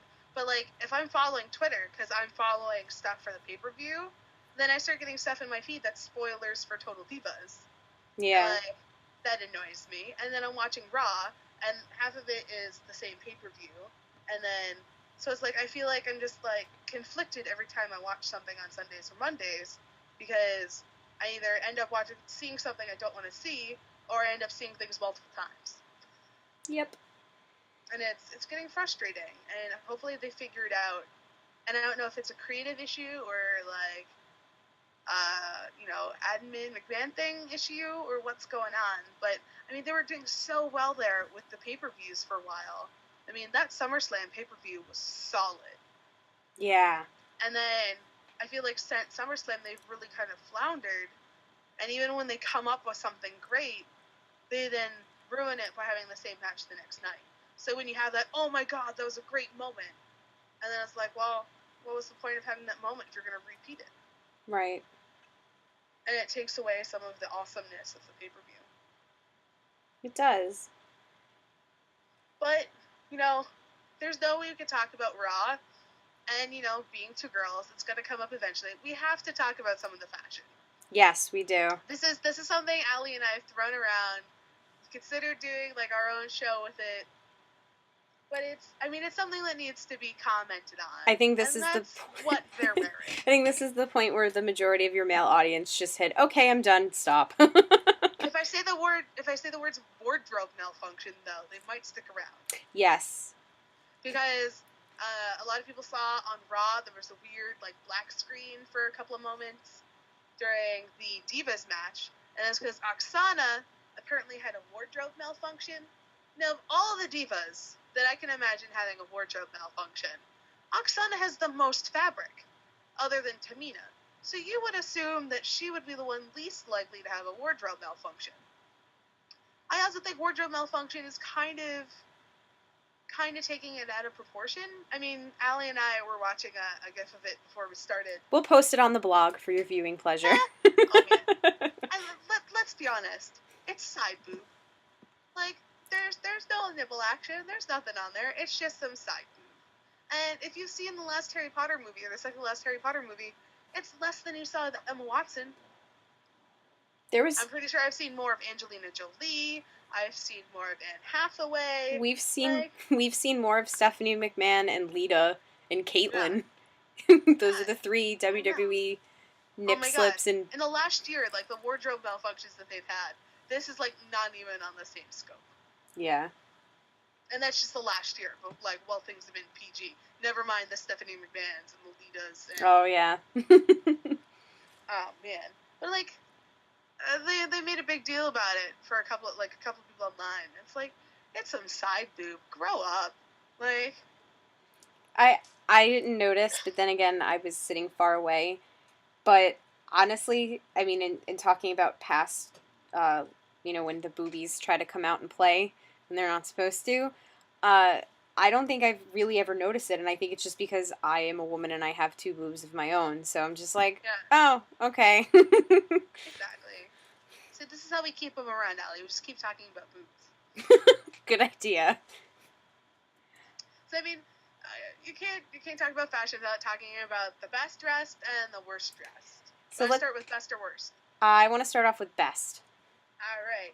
Who is on your best dressed list? I will start from the bottom and go to the top. So the first one I would have to say was Titus O'Neil as Michael Strahan. I think his suit game was on point.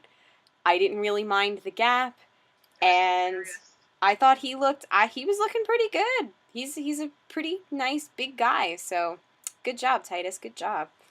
I mean, he was attractive looking and still hilarious. Exactly. So double points for having a nice personality. Yeah. Oh yeah, we love the funny guys. So Titus O'Neil, spot on. And then, I mean, next we got to talk about CM Punk. We know Allie's a big Punk fan. I'm a big Punk fan. He has got that whole Wolverine thing going on, but I feel like he's finally found a combination that works. Yeah, I don't know. Kind of got a little bit of the Wolverine-ness and, like, the new hairstyle. It's just nice. He looks a lot younger with his hair and the little mutton chops he's got. I don't know if AJ Lee's helping him out. I don't know what's going on, but he's looking good. and he looks like he's well rested. His body actually looks better. Like, he looks like he's more toned than he was, like, around WrestleMania time and, like, this time last year. So, CM Punk, whatever you're doing, keep it up. Yeah, I mean, like you said, like, he just looks younger. I don't know if you noticed, but he had slightly less bags as usual, too, which is kind of his trademark. It looked like maybe he slept in the last 6 months. Yay! Which, AJ, if that's your doing, more power to you, girl, because... Well, see, now I don't know if that's a bad thing. Like, is she putting him to sleep because she's boring? Or is she, like, saying, no, it's bedtime, go to bed? Like... You think he's mothering him? She's mothering him? Now, Punky, time to go to bed. We'll play video games in the morning. Let me read you from your comic books. Oh my god. Oh man. Um. And best dressed of the boys. We love him. You love him. Heath Slater. And Jinder Mahal.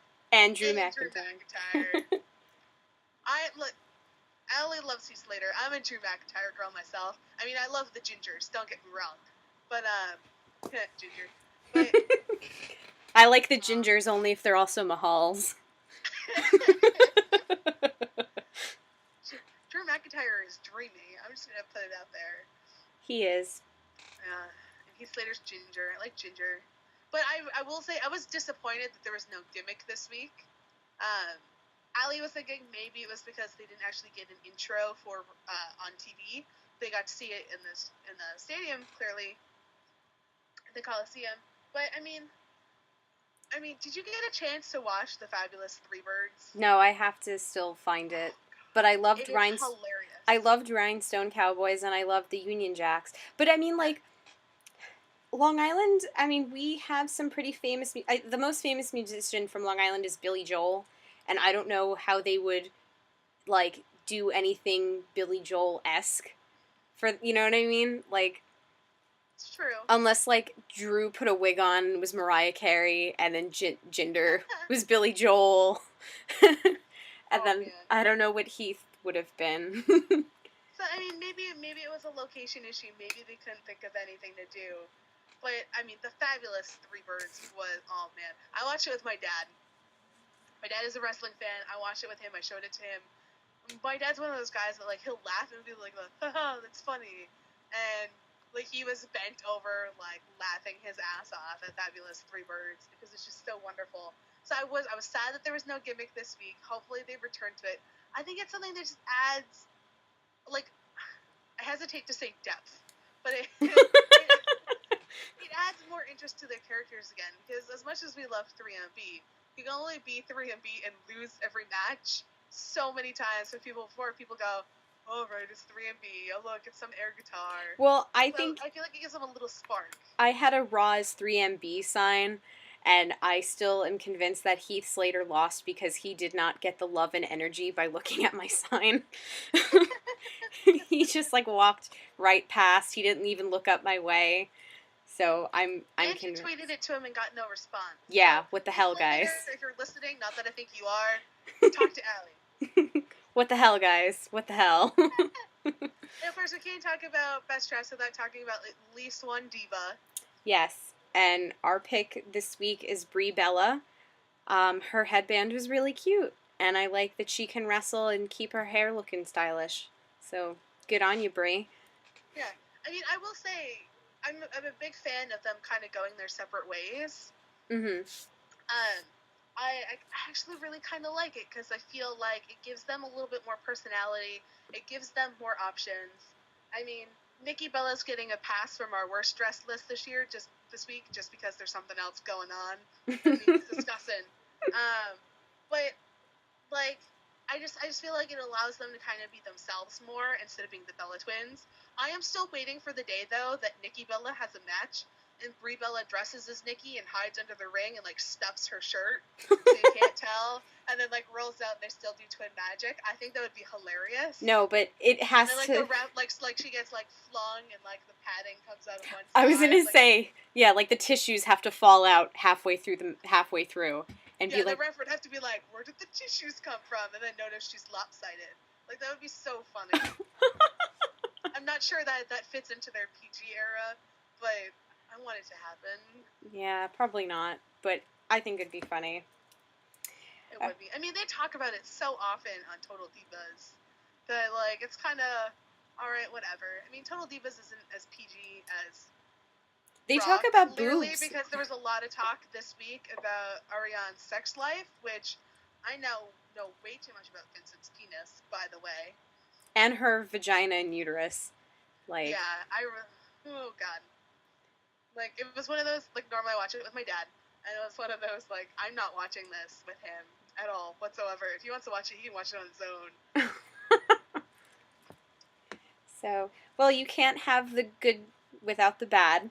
So Nope, now it's time for our 4 worst dressed of the week. And First, I'd like to nominate Ryback. Ryback, you're not RVD. RVD's singlets are trippy. They're wonderful. They have set designs. I can't figure out what's on your ass.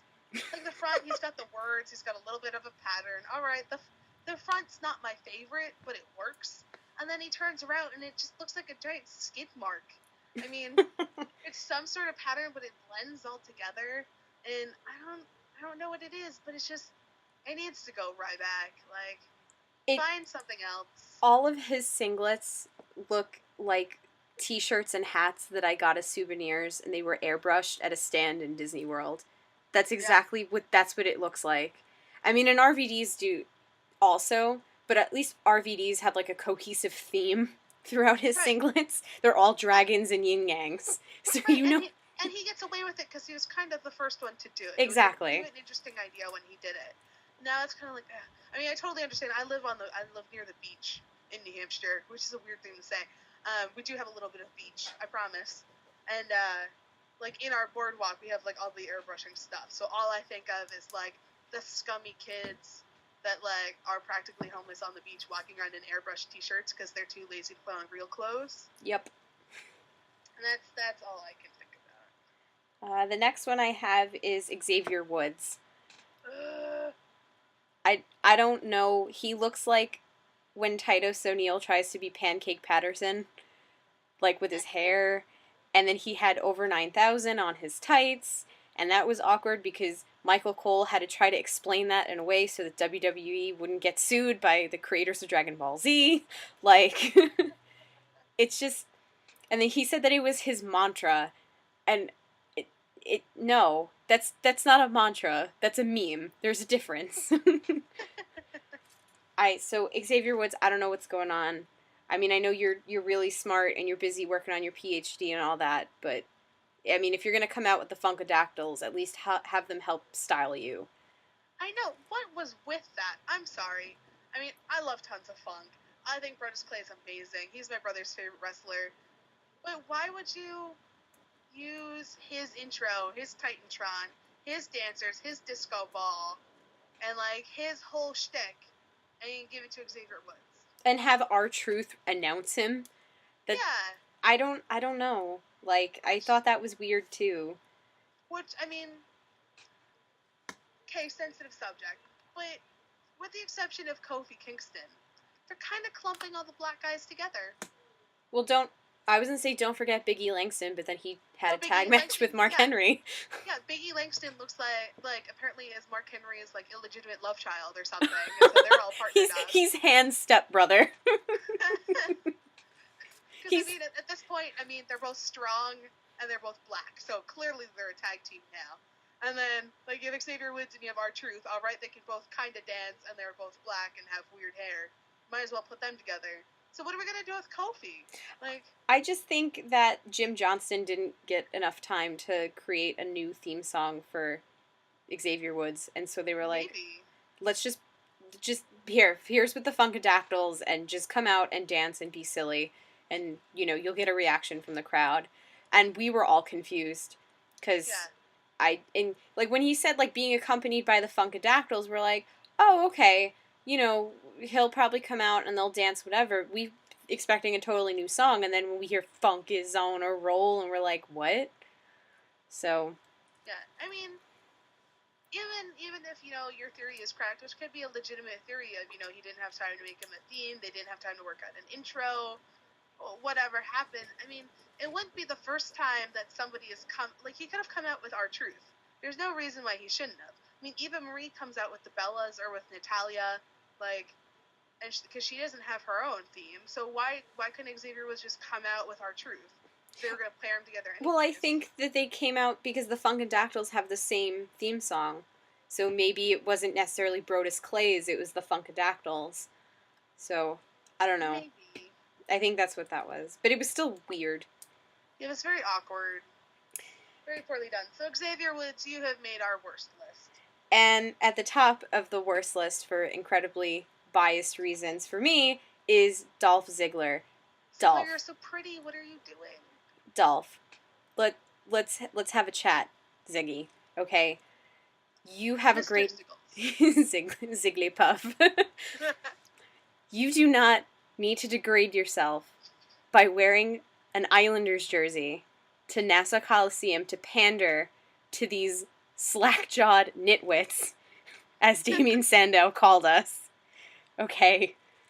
You could have, you kind of redeemed yourself wearing the Zack Ryder shirt underneath, and then you fully redeemed yourself almost with being bare-chested for the rest of the match. But really? An Islanders jersey? What are you doing? Like, did they do that because he wanted a reaction? Like, Ziggler gets one of the most cheers out of anybody. He didn't need to do the cheap pop thing, like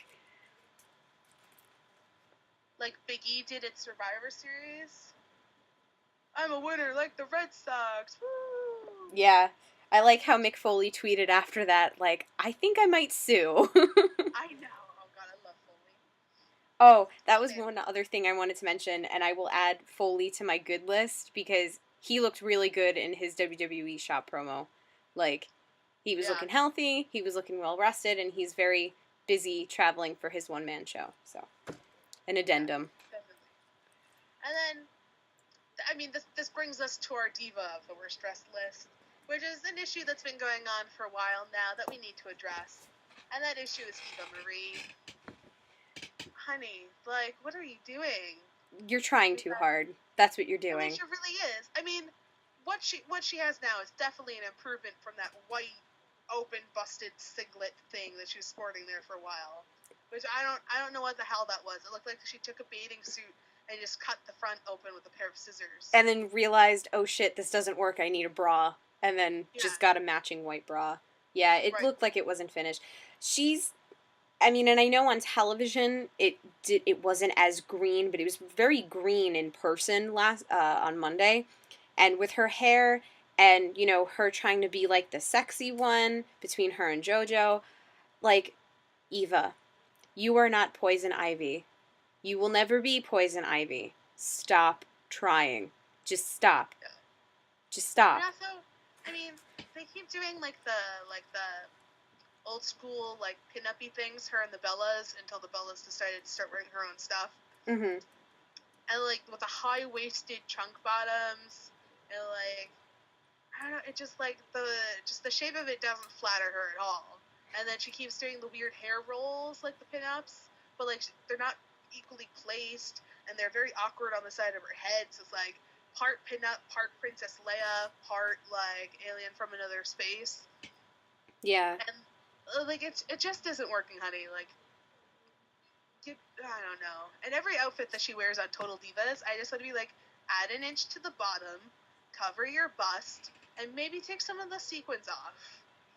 Like, don't try so hard. Seriously. And all the eyelashes and the makeup, just want to, oh my god, the spray tan, like, just want to hose her off and wipe her down. I'm surprised that there weren't a lot of smudges on the ring after that Divas match. Yeah. Because there was a lot of makeup and foundation and spray tan. Just in that one. I will say one thing about the Divas match at Survivor Series, not so much with the one on Raw, was, I mean, I'm glad they're finally letting JoJo wrestle. And it was pretty hilarious seeing JoJo up against Tamina. I was really hoping that she would have her Maven moment, like when Maven eliminated Undertaker from the Royal Rumble. I was really hoping that she would just, like, accidentally, like, kick Tamina in the face really, really hard and knock her out and, like, not realize what she did kind of thing. So...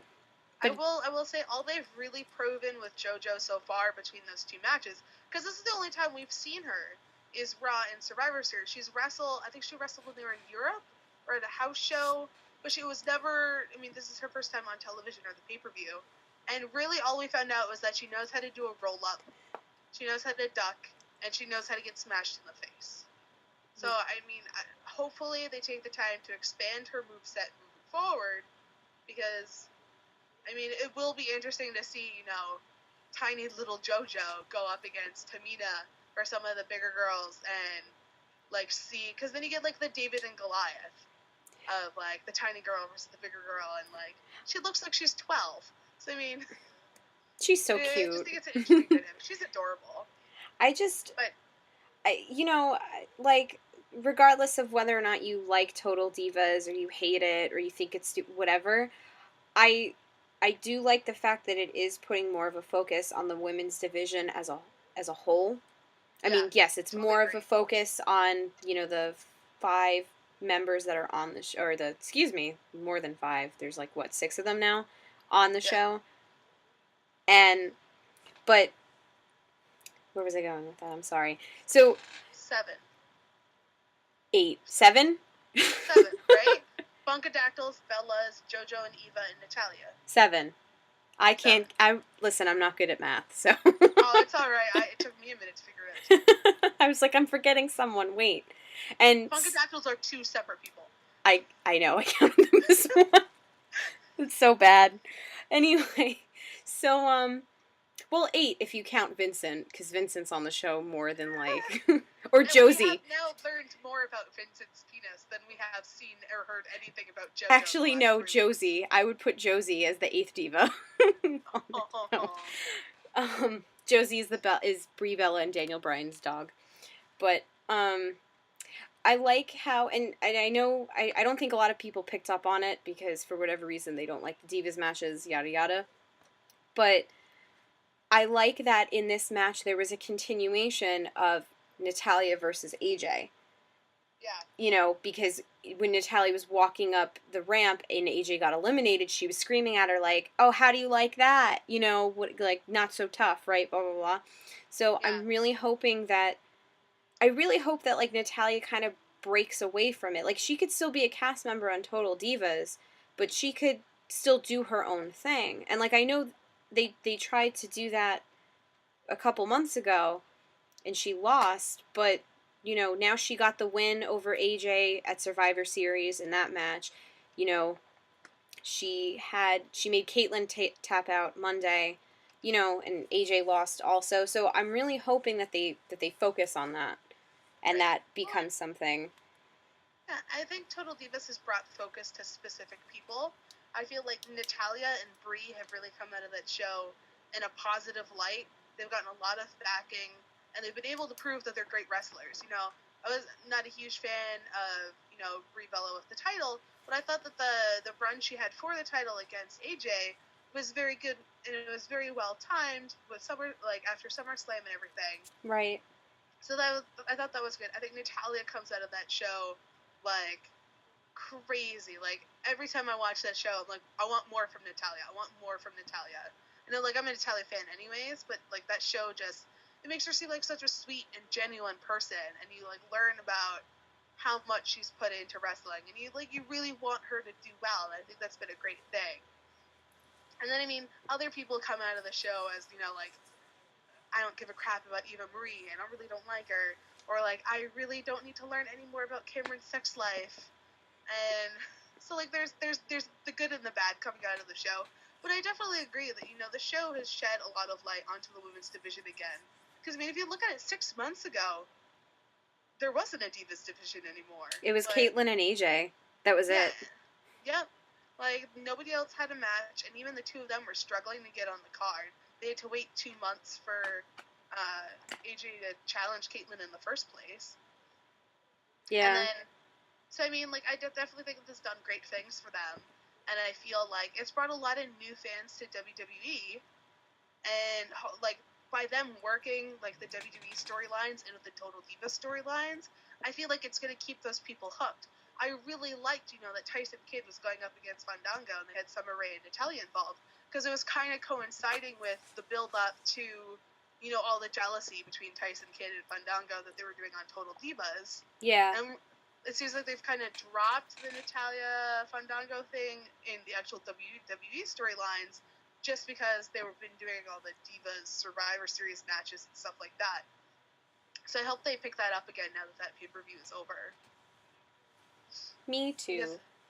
Because I love Tyson Kidd, so to see him in a match, especially against someone like Fandango, who is a great wrestler, and he had that great push after WrestleMania, and then it just kind of petered because I don't think he was quite used correctly.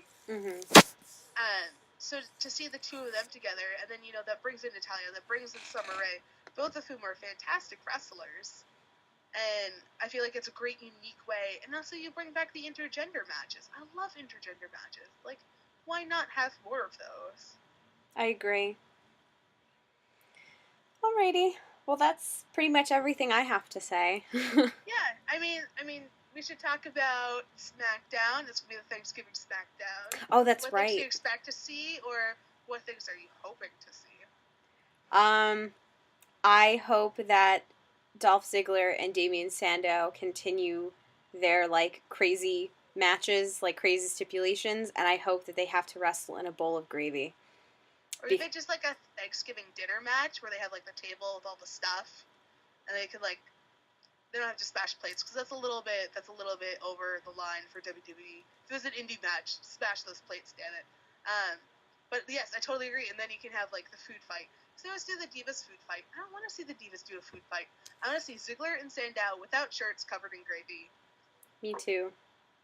That's how you know we're girls. Mm-hmm. And then, if it's going to be an episode centered around food, why not have Ryback go back to catering? I'm sure there's some poor schmuck who was working SmackDown looking to just get covered in gazpacho. They should have a fatal three-way Zack Ryder, Ryback, and Yoshitatsu versus catering. A 3-on-1. It'd be amazing.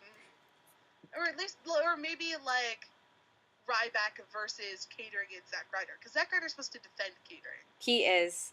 I always expected him during those sketches, and I was surprised that he never made an appearance. And well, he walked through the back of one. Just to remind us he was there. Yeah. Okay, so, it is Thanksgiving tomorrow, Thursday. I guess that's going to be the day you guys hear this. It's Wednesday for us. So I guess the biggest way to question ruin is, the illusion. I'm sorry, people. This is pre-recorded. I'm sorry to ruin your holiday. You mean we don't do it live every time somebody pushes play? No, we don't. I barely have the voice for one episode, never mind multiples. So because it's Thanksgiving, we're supposed to think about what we're thankful for. Allie, what are you the most thankful for when it comes to wrestling? I have two things. Well, three. My first is that you and I have become such great friends because of your love of wrestling. That's so wonderful. Yeah. Cheap plug. Yeah, Allie and I knew each other from college. We went to the same college in upstate New York. And, we knew each other, but we weren't friends. We didn't really talk. We just kind of had, mutual circles we traveled in. Yep. And then I left school. I think you had left, too, by the time I started talking to you, I believe. Yeah, I graduated, so and I then was one done. day, we were still Facebook friends. And then one day, she made a post. I don't even remember what it was. It was something about karma. And I posted back. I was like, Karma, you watch wrestling? I love you. I'm pretty sure it was verbatim what I wrote. Yep, there were many exclamation points. Yeah, love karma. Sorry. I'm also thankful for wrestling that WWE exists because this last year was really difficult for me. For those of you that don't know, I lost my home entirely to Hurricane Sandy. I live on the South Shore of Long Island. And my hometown was completely devastated, and the immediate months after Sandy were really, really difficult. And just being able to put on Raw for 3 hours, it was such a great distraction. And I was able to, you know, just kind of forget about the crappiness of my situation and the fact that I was sleeping on a floor, you know, in a sleeping bag with, you know, my parents and my brother in my grandpa's house. And I didn't have a car and all this other stuff. So, you know, thank you, WWE, for, you know, being there for me, even though you may not realize that you were there for me. And I am most thankful for, and this is also wrestling related, because Mick Foley was kind enough. He reached out over Twitter last Easter, so back in March, April, and he was getting rid of some old things, like old furniture and stuff, and one of my friends had tweeted him first and said, you know, my friend Allie could really use it. She lost her home in Sandy, and I saw it, and I was like, you know, yeah, that would be really fantastic, you know, because we didn't have a table to sit at. Like, my family is one of those families, like, we always managed to eat dinner together. And he wrote back to me, and he's like, okay, I just need your address, and it'll be there in, like, the following weekend. I was like, what? So I have a beautiful dining room table and china cabinet. So our family, like, that's honestly been, like, the best thing that we've had happen to us all year. So thank you. Those are the 3 things that I am thankful for. It's pretty awesome. Yep. I know for me, like, I mean, first of all, with Allie, we already explained, like, Allie is one of my best friends now. Like, I've had some problems the last couple of weeks. I've had a bunch of stuff going on, and, like, I texted Allie, and it's like, I'm having a shitty day. And she called me and talked for, like, what was it, like 3 hours on the phone? Yep. It was something absolutely ridiculous. And so, like, I've just been so thankful to have Allie as a friend. That's all thanks to wrestling. And, you know, Jason and Eddie, like, I was friends with Eddie, but, like, we became friends because of wrestling. And I met Jason because of the podcast. So, like, to me, like, wrestling's really about, like, friends and family. You know, it's something that I watch with my dad, something I watch with my brother and my sister-in-law. Like, even my sister, when she's home, she'll watch it with me just because it's funny. It's something that's entertaining. And, you know, you just make new, like, all sorts of friends. You know, with indie wrestling, like, I've made some amazing friends through indie wrestling. You know, the Shermaniacs, I've talked about them so many times, but they're absolutely amazing people. Like, I go to the shows and I specifically request to sit with them now because, like, I know if I'm sitting with them, like, I'm going to have the best time. My friend Dan, like, we've always been close, but then we go to all the shows together. Like, he drove with me all the way to Poughkeepsie to see House of Hardcore, which we went to with Allie. It was fun. And, like, the show was phenomenal. Like, I couldn't ask more from a show than it to be that amazing and to be able to meet those people. But the fact that I was able to go there with Dan and with Allie is just, like, out of this world. And then I guess, like, the third thing that I'm really thankful for, sorry to steal Allie's thunder, is, but I'm going to say Mick Foley, because not only did he help Allie and give her the table, but, I mean, Allie asked him if she could have a friend write about it for her. And that friend ended up being me, because I am a writer when I'm not doing the podcast. And not only did, like, he give me a quote for the story, but, like, he talked about it on the radio. He got a lot of people to read my article. Even now, like, he's always telling people about it. If you guys want to read it, I put it up on the blog. Cheap plug, marksofblogging.blog.com. You read the article. I reposted it there. You read the original on faniq.com. But, like, that's opened so many, like, alleyways for me and so many different opportunities because I could say, you know, I wrote an article about Mick Foley and Mick Foley loved it. And, like, this is the recording of him telling people how beautifully written it was. But, like, that's just a huge thing for me because I am just at the beginning of my career. And to have that kind of support is just phenomenal. So those are my things I'm thankful for wrestling. Allie, friends, and Mick Foley. Yay! That's our sappy ending. I know the boys supposedly should do the same thing. So if they didn't, I'm going to tell them how angry I am. So we want to wish everyone a fantastic Thanksgiving on behalf of myself, of Allie, Jason, and Eddie. Have a happy holiday. Be safe. Have lots of fantastic food. And we'll talk to you next time. Oh, and to all of my Jewish friends, because I'm from Long Island, there's a lot of us down here. Happy second night of Hanukkah if you're listening to this on Friday. So, Hanukkah Sameach.